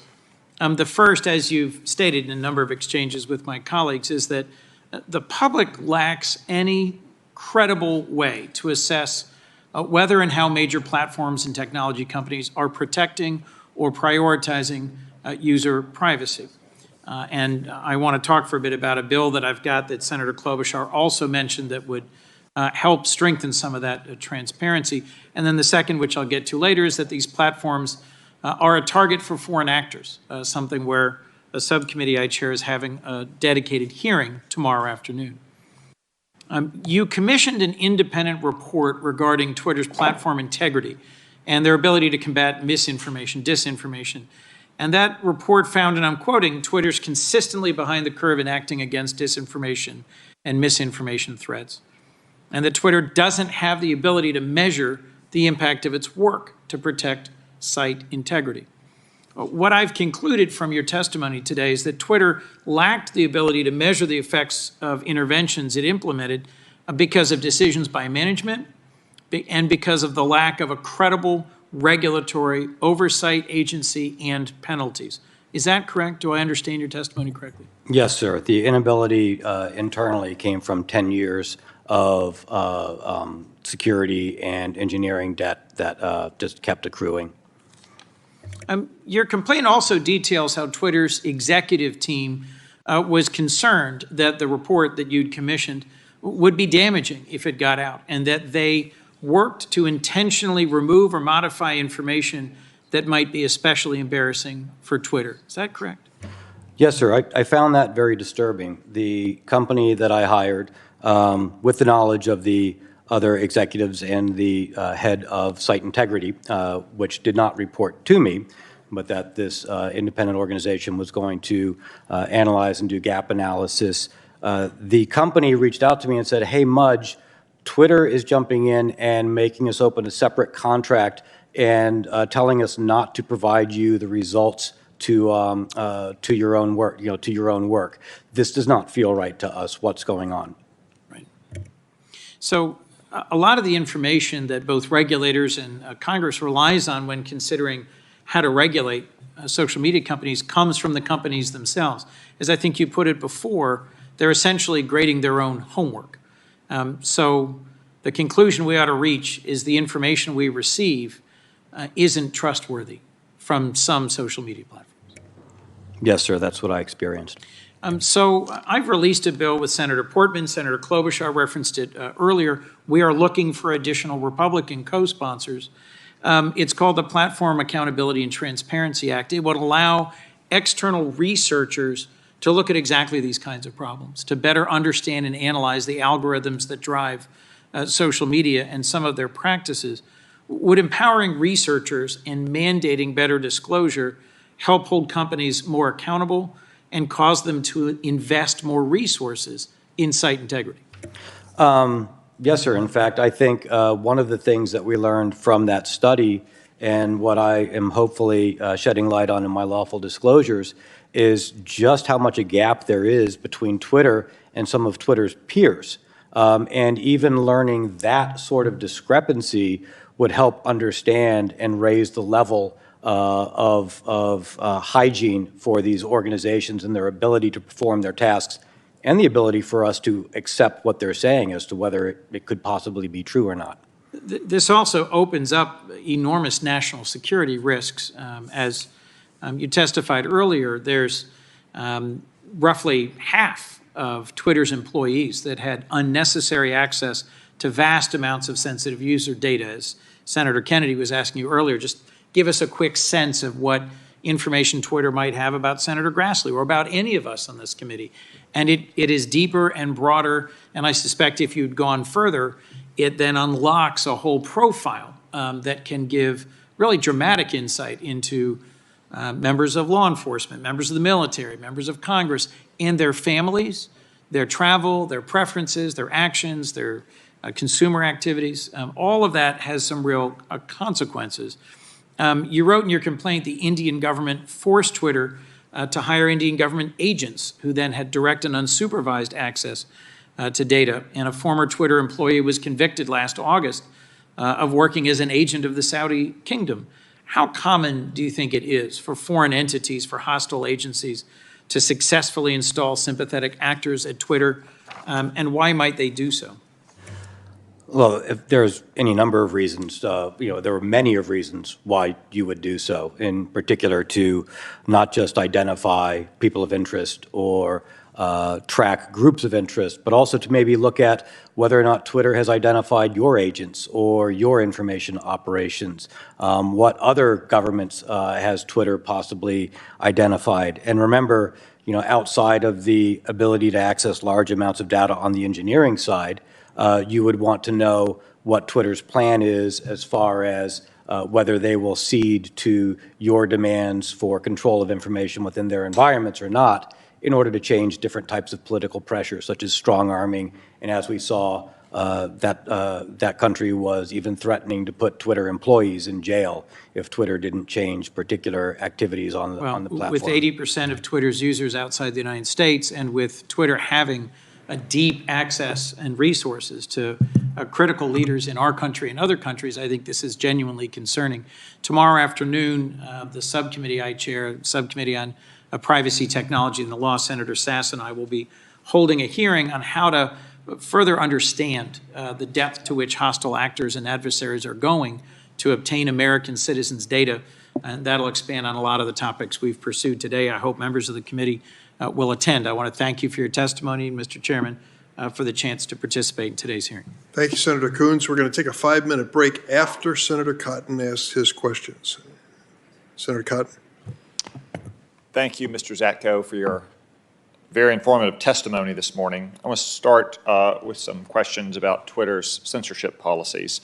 I know you weren't at Twitter for most of 2020, but I want to start with an example from June of 2020, specifically me. As left-wing street militias were rioting and looting in our streets, I posted on the website that the National Guard and even the active duty military have been used to stop such rioting in the past, most recently in 1992 in the LA riots. Within a couple hours, a low-level employee at Twitter's Washington office contacted my staff and said that if I did not delete that tweet, that my account would be permanently locked. My staff worked with this low-level employee, calling her on several occasions because she seemed very reluctant to put anything in writing in an email. They documented the accuracy of my comment and gave examples of how other elected officials had used similar language. The 30-minute window passed. My account was not locked. Ultimately, she said that Twitter would not take any action about my account. As I said, I know it was before you began at Twitter, but from your experience, would a low-level Twitter employee typically have the authority to permanently lock the account of an elected member of Congress? From my experience, they should not have the authorization to do it, although it would probably be a low-level employee that would be instructed to do it. So she was likely taking direction from more senior officials at the company. Not knowing the situation, I can't comment on the specific one, but that is the sort of activity that I would see there. And I can concur that I did notice a reluctance to put a lot of things in writing on particular topics. I noticed that in the emails that Mr. Agarwal sent to you, he seemed very reluctant to put things in writing or made statements about what he was going to verbally express to the board. And he apparently did not express those things. Sticking with the censorship, again, like I said, I know you weren't there in the lead up to the 2020 election, but once you arrived just a couple days after the election, you selected an outside company to do an evaluation of Twitter's censorship policies. The report that you commissioned found that Twitter's content controls are ad hoc and informal. Those are two direct quotes. And the policy decisions behind it are made mostly by a small group of Twitter staff at San Francisco, quote, frequently during a time of crisis. Is that accurate? I didn't hire them to do a report on censorship, but that was the platform manipulation organization. And yes, the cite, how you cite the report as what they found on that team is correct. When it says frequently in a time of crisis, what kind of crisis was the report referring to? I believe the report also said, and this is from what I experienced, if something was brought up in the media, if a government brought it up, if somehow it became publicly aware, or if there was, an ongoing outage to the system or some active disruption or crisis. Yeah, thank you for that, because the report does go on to say that according to Twitter employees interviewed, Twitter usually censors information, quote, only if it is flagged by reporters or news headlines, partners, which it means to include academic organizations and other social media companies or political officials, end quote. So does Twitter have special channels of communication with fellow social media companies like Facebook to discuss so-called misinformation? If they do, I believe that they would be ad hoc. I am not aware of official ones that would not have been within my organizations. Okay, what about other so-called partners like pharmaceutical companies or advocacy groups? I am not aware of those. Again, that would be out of council or other organizations. So saying ad hoc, you think in these cases, just say a executive at a pharmaceutical company that doesn't like what's being posted on the website, or a left-wing activist at a Washington think tank would just use pre-existing relationships to contact someone at Twitter on an ad hoc basis? I do not know. Well, how can they coordinate if they don't have some kind of channel of communication set up? In the report that was an attachment from the organization, they talked about disinformation operations, which I do believe, my understanding was that the site integrity team spoke with other organizations and with other social media companies about ongoing disinformation or platform manipulation. I do not know anything beyond what was in the report for that topic. You said something earlier I just want to come back to. This isn't an exact quote, but I want to give you a chance to elaborate a little bit. It was something along the lines of, if you don't have a foreign intelligence officer inside Twitter, you probably aren't doing a very good job as an intelligence agency. Is that close enough? Yeah, that's close enough, sir. I worked for the government. I held a high-level position I worked running research and development and programs for the Department of Defense and intelligence communities. And from my interactions with these people and these organizations, Twitter would be a gold mine. From my understanding, from people in the community who focus on foreign intelligence organizations and assets, if you placed somebody in Twitter, as I believe that, as we know has happened, it would be very difficult to Twitter to find them. They would probably be able to stay there for a long period of time and gain a significant amount of information to provide back on either targeting people or on information as to Twitter's decisions and discussions and to the direction of the company. And does that include in Twitter's U.S. offices versus overseas, or is that distinction immaterial given the way Twitter functions? I believe that's immaterial in both. Thank you. My pleasure, sir. Thank you, Senator Cotton. We're going to take a 5-minute break and return to Senator Whitehouse. Senator Whitehouse for questions. Thank you very much. Mr. Zatko, I just wanted to follow a little bit on the repeated suggestions that you've made in your testimony that the cybersecurity vulnerabilities will expose the United States to risk and to attacks, and that Twitter's security failures threaten the country's national security. Good with that? Yes, sir. Okay. So I get hidden ad buyers.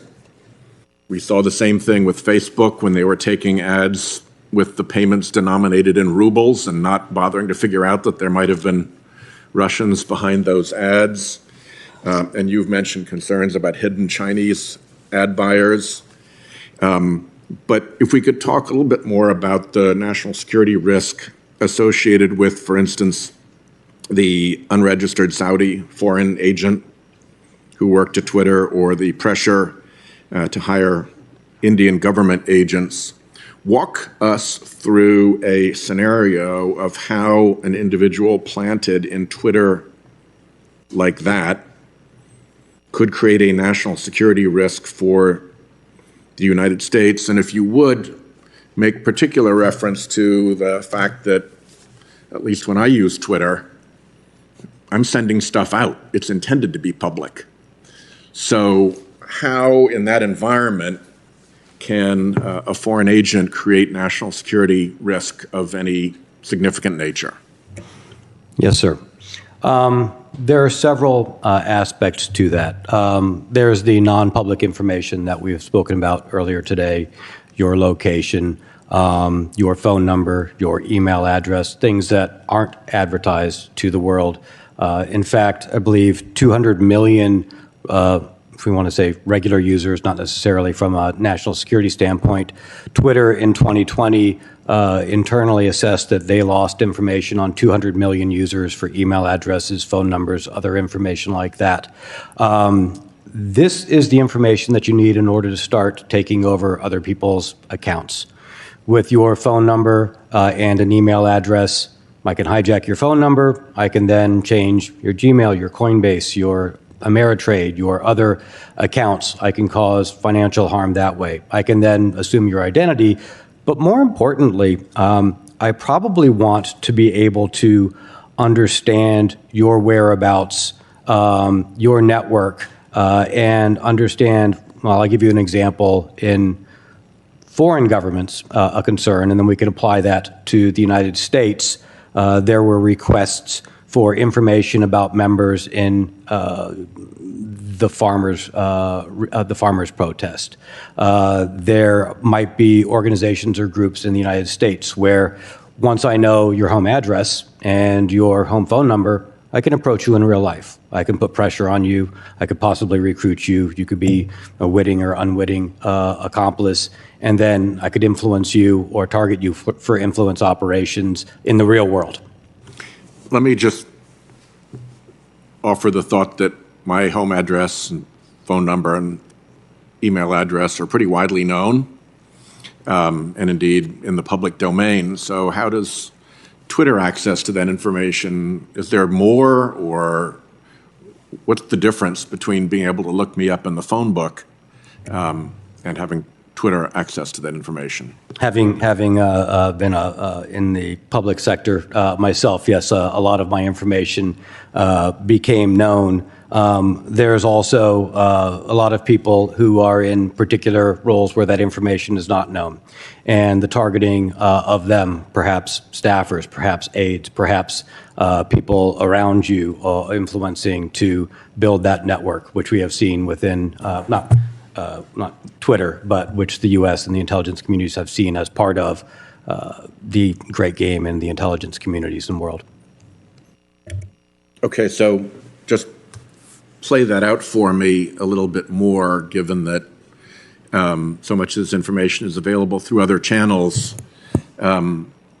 What would the end game be for, let's say, a foreign government seeking to put that kind of pressure on somebody who could presumably make a difference or a decision about to the benefit of the foreign country? Perhaps identifying a relative, a family member, a colleague who is in financial issues or has other elements that can be leveraged against them to help them influence you in a particular fashion without your awareness. So somebody would be able to create a sort of family or personal network around an individual Twitter user and extract information about folks in that network?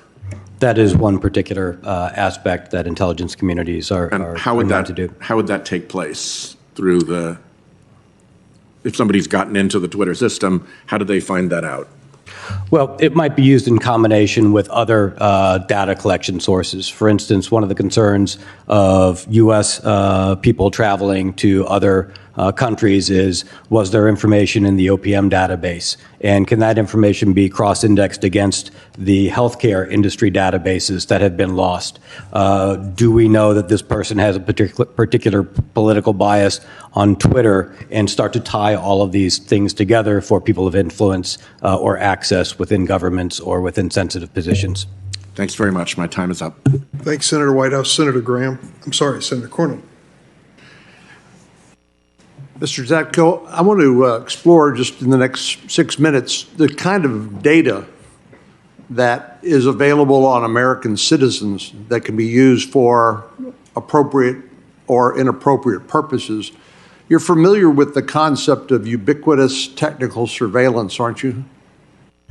I can understand those words together and get the general context, I believe, sir. Yes.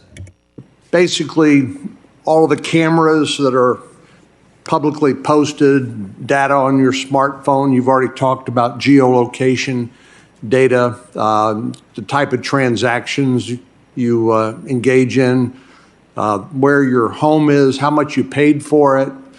Even Google Earth may have taken a picture of your home or your place of business. So there's already huge volumes of data available for whatever purposes, even above and beyond what social media collects, correct? Yes, sir. There is a lot of information about a lot of us in many different ways available through technology right now.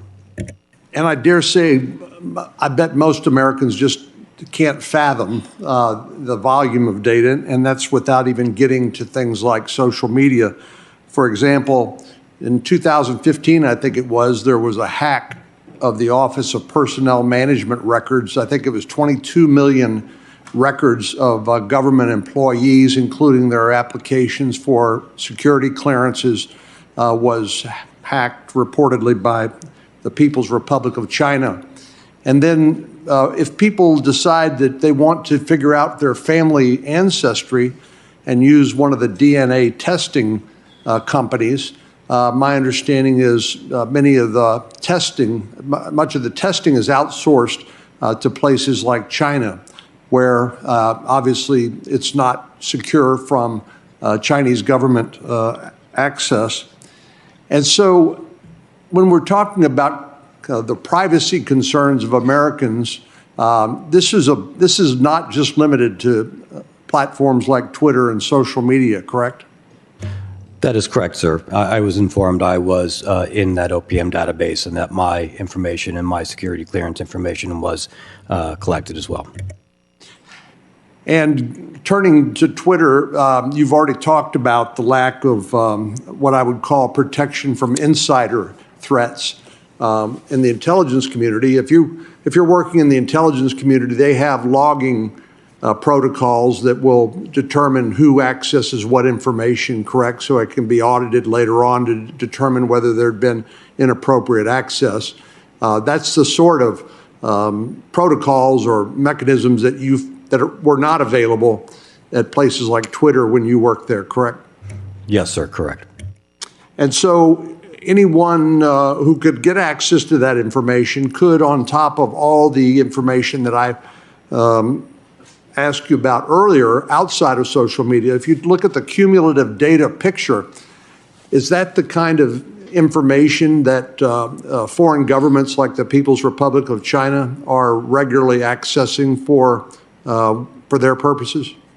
I can't say whether they are regularly accessing. I don't have that direct information. I am aware that some people and organizations have gotten very good at cross-indexing across very large amounts of data collected on numerous people from various sources, OPM, medical, et cetera. Twitter would be a very decent contribution to that multi-source collection. And that's where things like artificial intelligence can come in to comb or mine vast sources of data for a more targeted or narrow purpose. Is that right? The ability to collect and mine, yes, has been augmented by modern AI techniques. So there are what I would call defensive concerns about people's or individuals or governments' access to your personal data, but there are also offensive concerns as well, and that's where the issue of disinformation, or a term that became popularized during the 2016 election aftermath, was active measures. These are efforts by foreign governments, perhaps foreign intelligence services, to actively create a narrative or a message that is essentially propaganda by this foreign government that can be used to try to influence American public opinion. Is that accurate? Yes, sir. Not just American, that has happened worldwide, such as Myanmar, and in 2018, Facebook acknowledging that the disinformation campaigns on their platform contributed to genocide.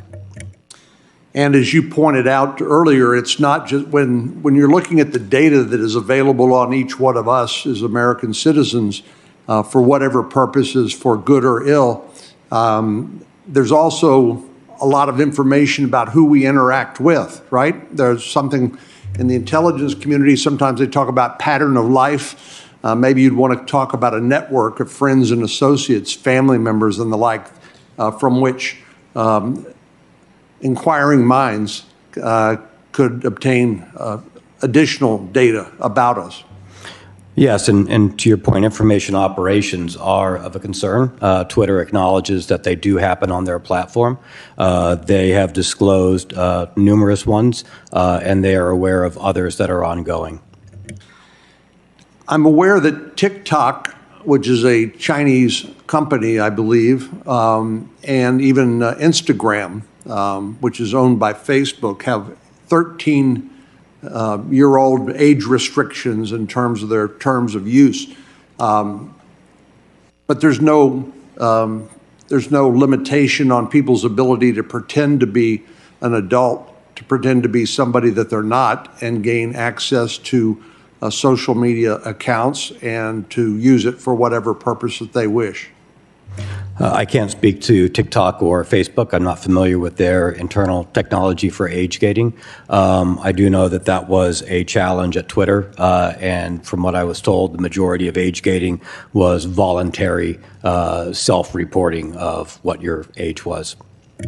And finally, can you tell me, do you have recommendations based on your 30 years of experience in terms of data security, and what sort of regulations or laws that Congress and the federal government should consider passing? We don't have time to talk about all those here today, but we'd certainly welcome any of your recommendations and insights. Do you think this needs to be an area where the federal government needs to be actively engaged? Yes, sir, I do. I'd be happy to supplement my written report. Thank you. Thanks, Senator Cornyn. Senator Hirono. Thank you, Mr. Chairman. Thank you for coming to testify, Mr. Zacko. Your testimony and all of your responses to the various questions we asked you says to me that the situation regarding data security and national security issues with regard to Twitter is massive, and that Twitter is not doing very much to be helpful at all. In fact, there are major disincentives to Twitter doing anything, to spending the time or the resources to address the concerns that you raise. So, for example, the FTC, very out resource with regard to trying to keep Twitter under any kind of even a consent decree that was entered into back in 2011. And more recently, they're contemplating making Twitter pay $150 million for some misuse of information, $150 million fine for a multi-billion-dollar company is nothing to provide any kind of incentives for them to change what they're doing. And yes, there is information out there from so many different sources, including our appliances and cars and everything else. However, Twitter is a huge, if I can call it, a single platform where one can access information. So who is going to force Twitter really to do anything? If we were to adopt some of the legislation that's contemplated, if we don't have an agency that can implement and enforce that law, then we are back where we started from. So what is it going to take to force Twitter to change its ways? Well, this starts at the top in Twitter, and you need an executive team that is willing to go in and say, the executive team themselves acknowledged, and I heard them say, we have 10 years of unpaid debt here that at some point we really need to get ahead of. They need to prioritize that. And to my understanding, a board's primary role is to make sure the right executives are in charge of the company, the CEO in particular, to make sure they are sending the company in the right direction. This needs to be a long-term incentive rather than short-term incentives for the companies, because the short-term incentives just mean that they're going to tactically run from fire to fire and not actually pay down debt for a long-lived, valuable company. So your description of Twitter, though, is they're mainly focused on the short-term monetary incentives. Who's going to force them to look at the long term? Do people need to go to prison? I mean, what do we need to do to get Twitter to at least, from what you're telling me, they cannot even identify foreign agents in their midst? Yes, ma'am. And, to be blunt, some foreign agents will probably be pretty good and difficult to identify, but some were, in this case, not. And they're only, to my awareness, being identified when they're brought to them. They're not even attempting to. I think holding people accountable is a good start. I think that is something that people are concerned of. But you can only hold people accountable if you can measure and quantify what their targets are and what changes need to happen. And if you say, such as what I saw, Twitter needs to have a mature software security program, that's a very ambiguous and qualitative term. So holding accountability and setting quantitative goals and standards that can be measured and audited independently, I believe, is what's going to be required to change management structures and drive change in companies when it's needed, such as this. So we don't even have the kind of standards to which we can hold Twitter accountable to. Is that right? From what I saw, they were able to be answered in the affirmative without actually meaningfully making the intent of the regulators was correct.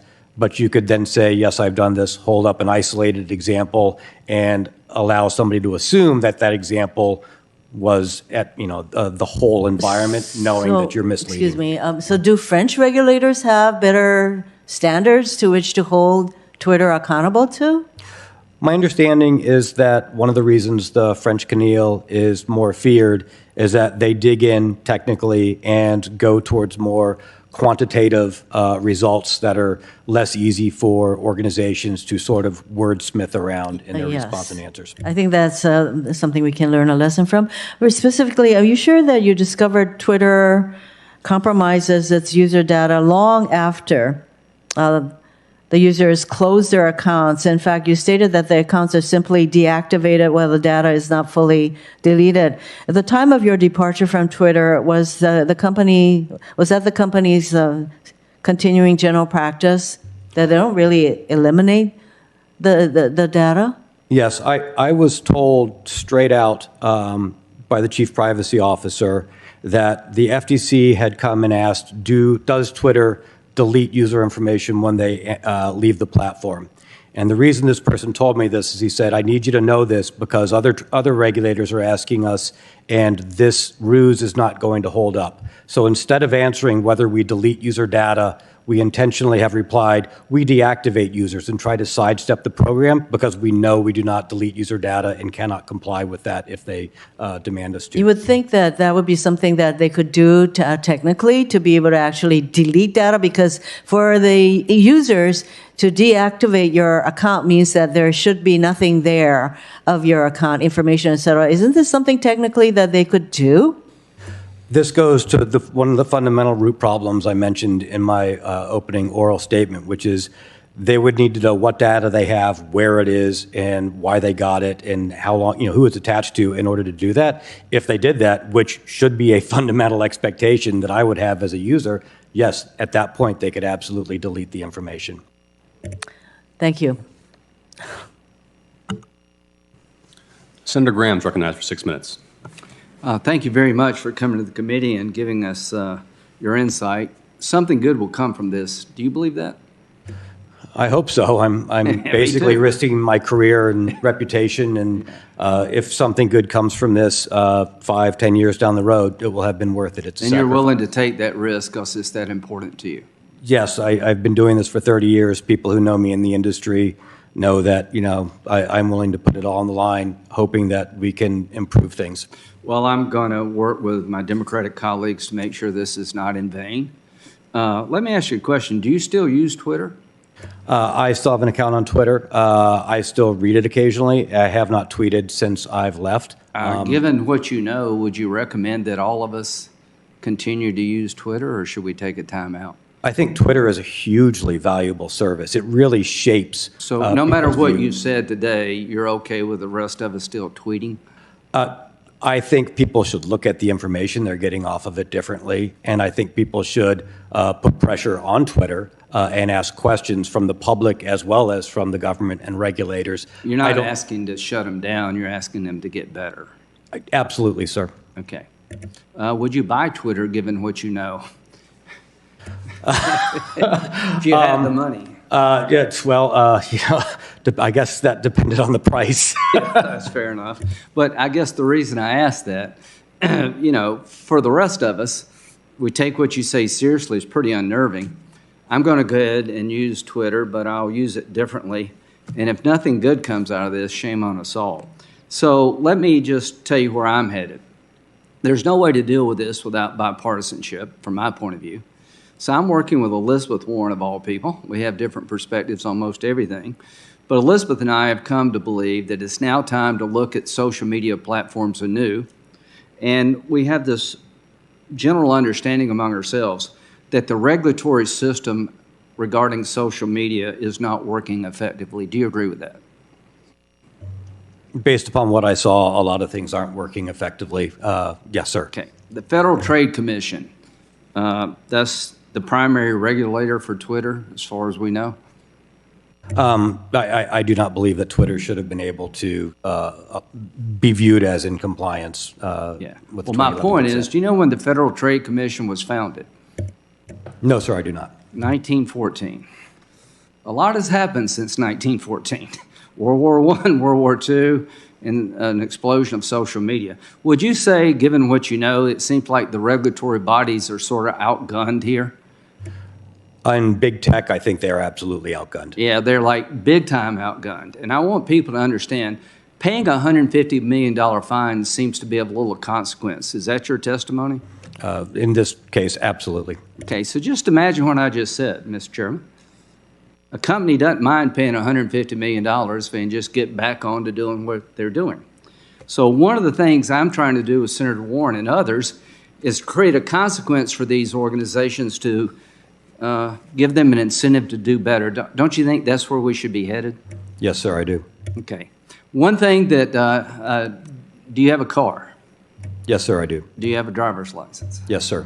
Okay, if you drive a car, you need a license. If you sell real estate, you need a license. If you practice law, you need a license. If you're involved in the securities business, you need to get licensed. Is there any licensing requirement to run a social media company? Not to the best of my knowledge, sir. Okay, can you sue a social media company when they do you wrong? I do not know. Well, the answer is no. So they're not licensed, you can't sue them, and to be shocked that we have a problem is kind of naive on our part. So here's what I promise to you, that we're going to take your testimony, we're going to learn from it, we're going to create a system more like Europe, a regulatory environment with teeth, an agency that came about after 1914 with the power to deal with privacy issues, content moderation. If you're going to be in this space, you have to harden your sites against foreign interference. You have to protect your sites against criminality. And if somebody takes your content down, you'll have an appeal process outside the group who did it. Does that sound kind of like where we need to be going? Those all sound good to me, and I would hope measurable and transparent. And thank you, sir. Well, we're headed that way with my good friend Senator Hawley, who's going to join the Graham-Warren team. We're going to come up with a regulatory system to make sure that people in this space pay better attention. They have consequences if they don't change their behavior. It's long past due. Would you say that the companies we're talking about are some of the most powerful in the history of the world? I don't know, sir. Well, I'll say that. I will say that these companies make massive amounts of money. They're virtually unregulated. Their regulatory body was founded in 1914. They're completely outgunned. And under our law, you can't sue them when you're wronged. Having said all that, there's much value to these companies. Facebook, Twitter, Google, they add value to life. But there's a dark side, and we're going to address the dark side. So I will just close with this. Your testimony today has legitimized what most of us feel is a process out of control, that the regulatory environment is insufficient to the task. It's time to up our game in this country. I'm not about putting these people out of business. I'm about making them do business in a normal way and take their job more seriously.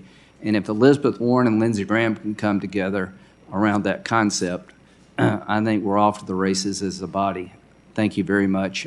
What you did today will not be in vain.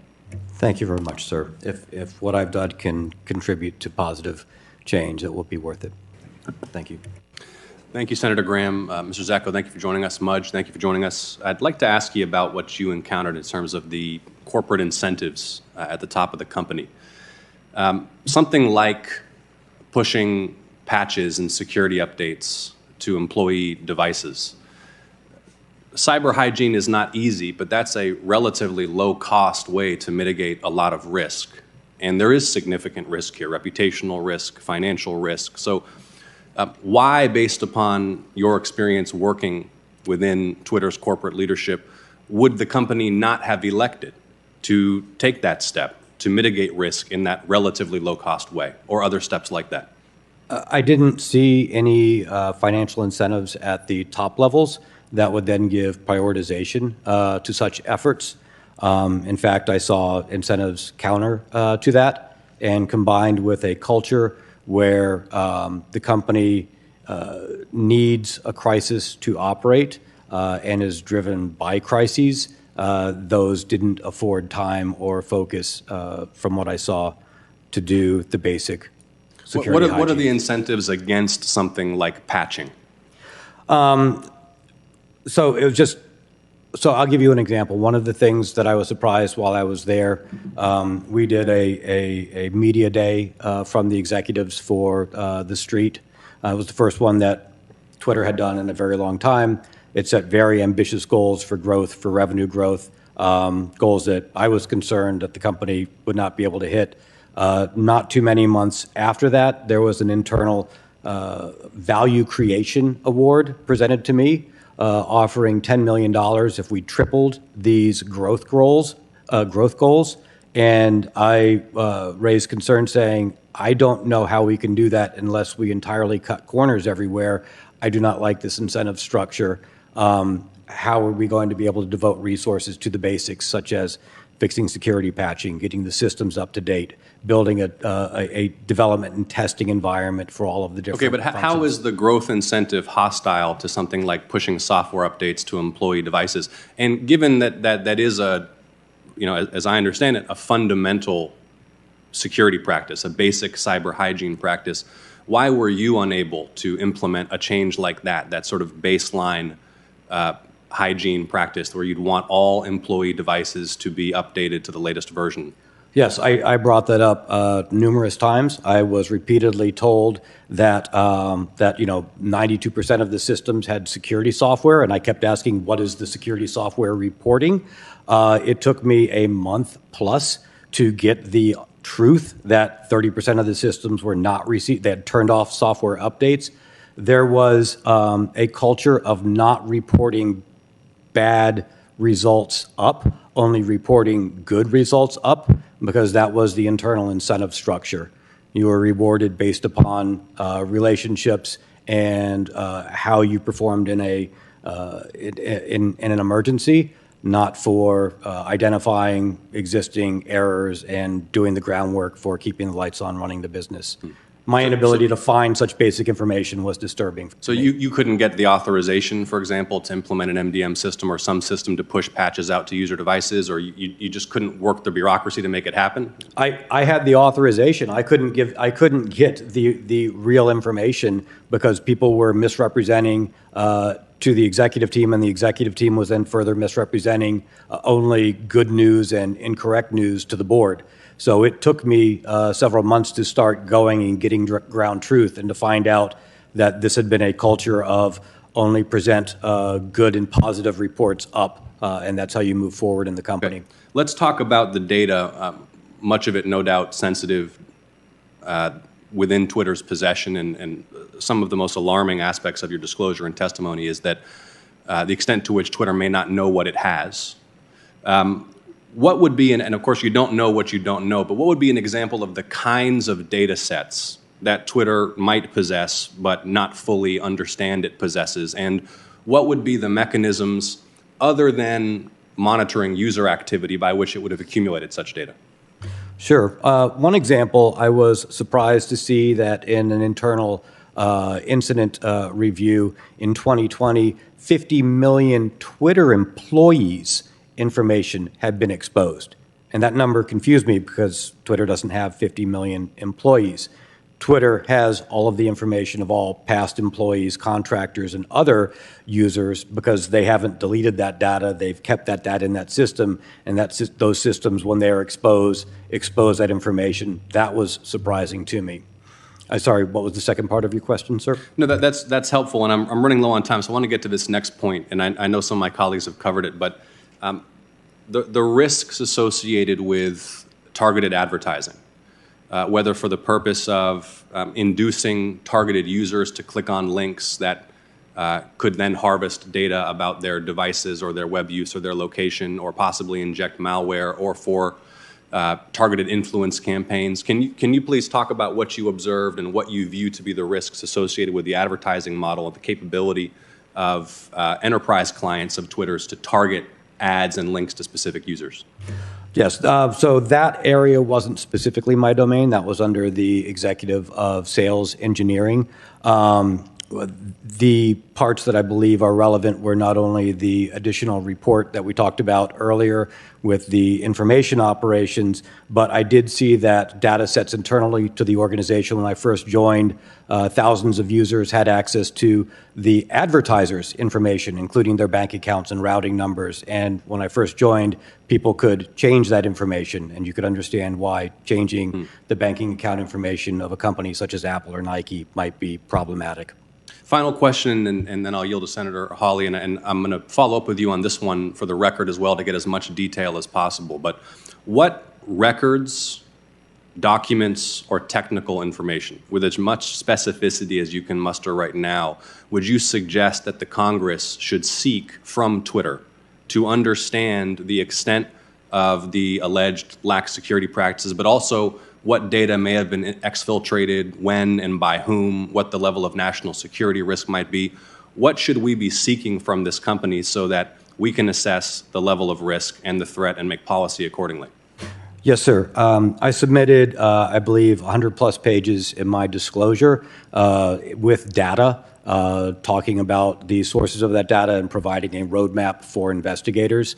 I will do it a disservice trying to summarize the large numbers of sources and locations of that data, but hopefully my lawful disclosures provide that roadmap, and I'm happy to follow up. Okay, we'll with more review it in detail. full and send you any follow-ups. Thanks for your testimony. Yes, sir. Senator Hawley for 6 minutes.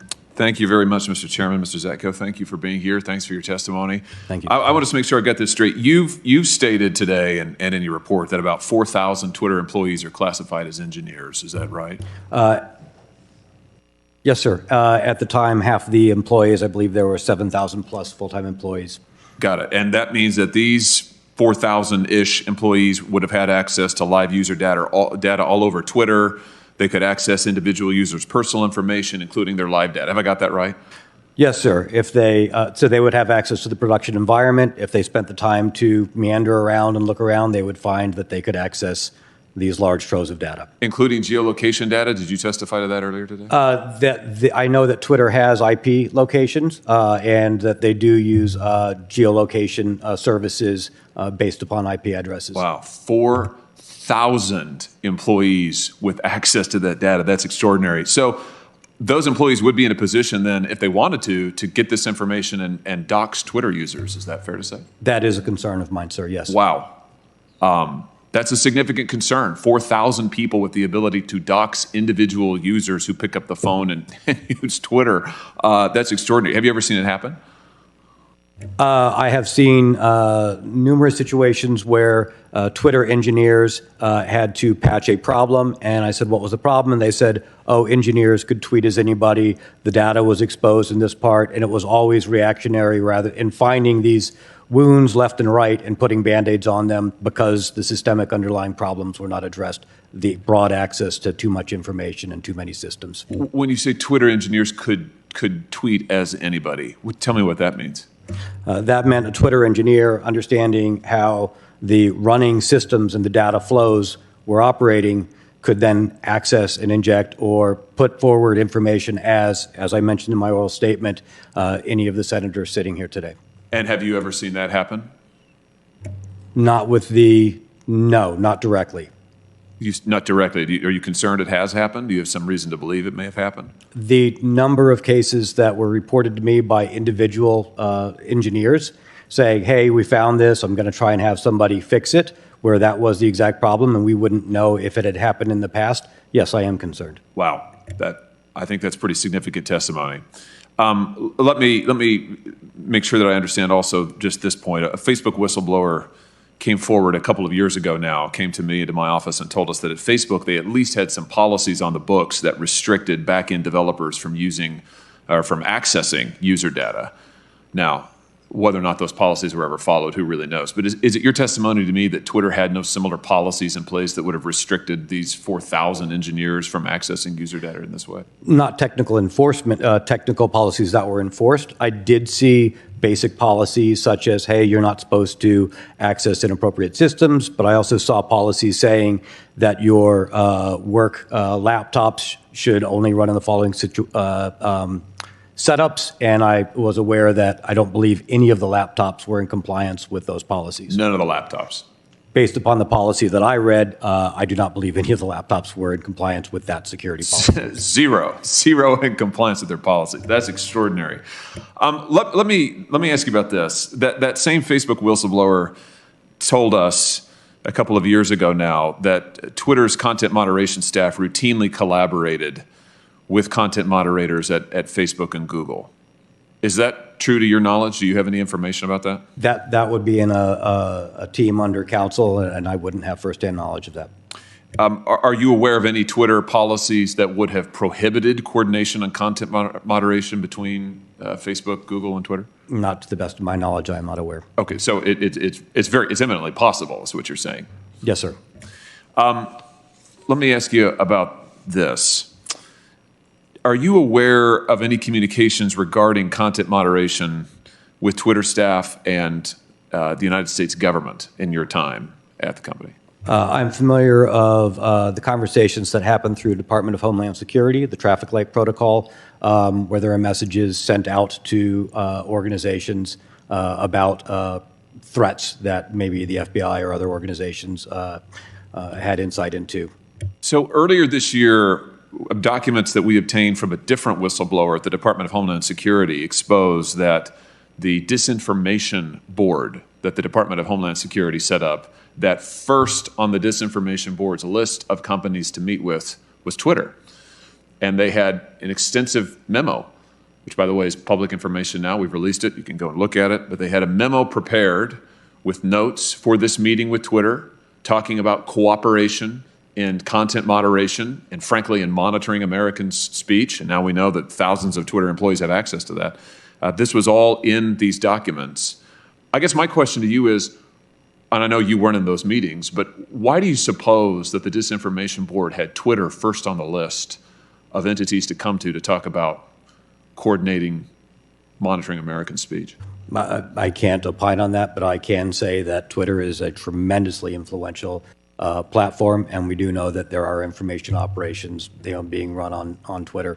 Do you think it's maybe because Twitter has proved so pliant to government pressure, to censorship and monitor people? I'm thinking of, first of all, the Hunter Biden story. We now know that Twitter killed the Hunter Biden reporting. We know Mark Zuckerberg has said that the FBI pushed Facebook to do so. Facebook throttled it down. Twitter killed it completely, locked up accounts that were trying to report on what we now know was a true story. Or how about in your own report, you claimed that the Twitter CEO proposed caving to the Russian government's demands to censor content on Twitter and spy on its users, and you noted that this occurred even as you were directing employees to prepare for the Russian invasion of Ukraine. That sounds like an executive team that's pretty darn pliant to the demands of governments to weaponize effectively their platform to control information, to spy on its users. What's your view? I wasn't there when the Hunter Biden issue happened, and I don't have any information on that. I wasn't briefed into it or involved in any of the investigations. The CEO was the CTO at the time when he proposed to me that, hey, what do you think about, why don't we just let Russia perform their own moderation? They're a democracy, so why shouldn't we let them do it? I didn't know what to think at the time. But then, sir, I was a little flabbergasted. Well, I think I know what to think. Which is that Twitter has been all too eager to take private information from its users without telling them, to sell it and monetize it without their permission, to expose them to the worst kind of security threats, to censor them, to spy on them. I mean, you have painted a picture of a company that is not only out of control, but is truly in many ways a malign actor. And I thank you for being willing to be here and testify. Thank you, Mr. Chairman. Thank you, Senator Hawley. Thank you for appearing before the committee today. The hearing record will remain open for 1 week for submission of materials for the record. And with that, this hearing is adjourned.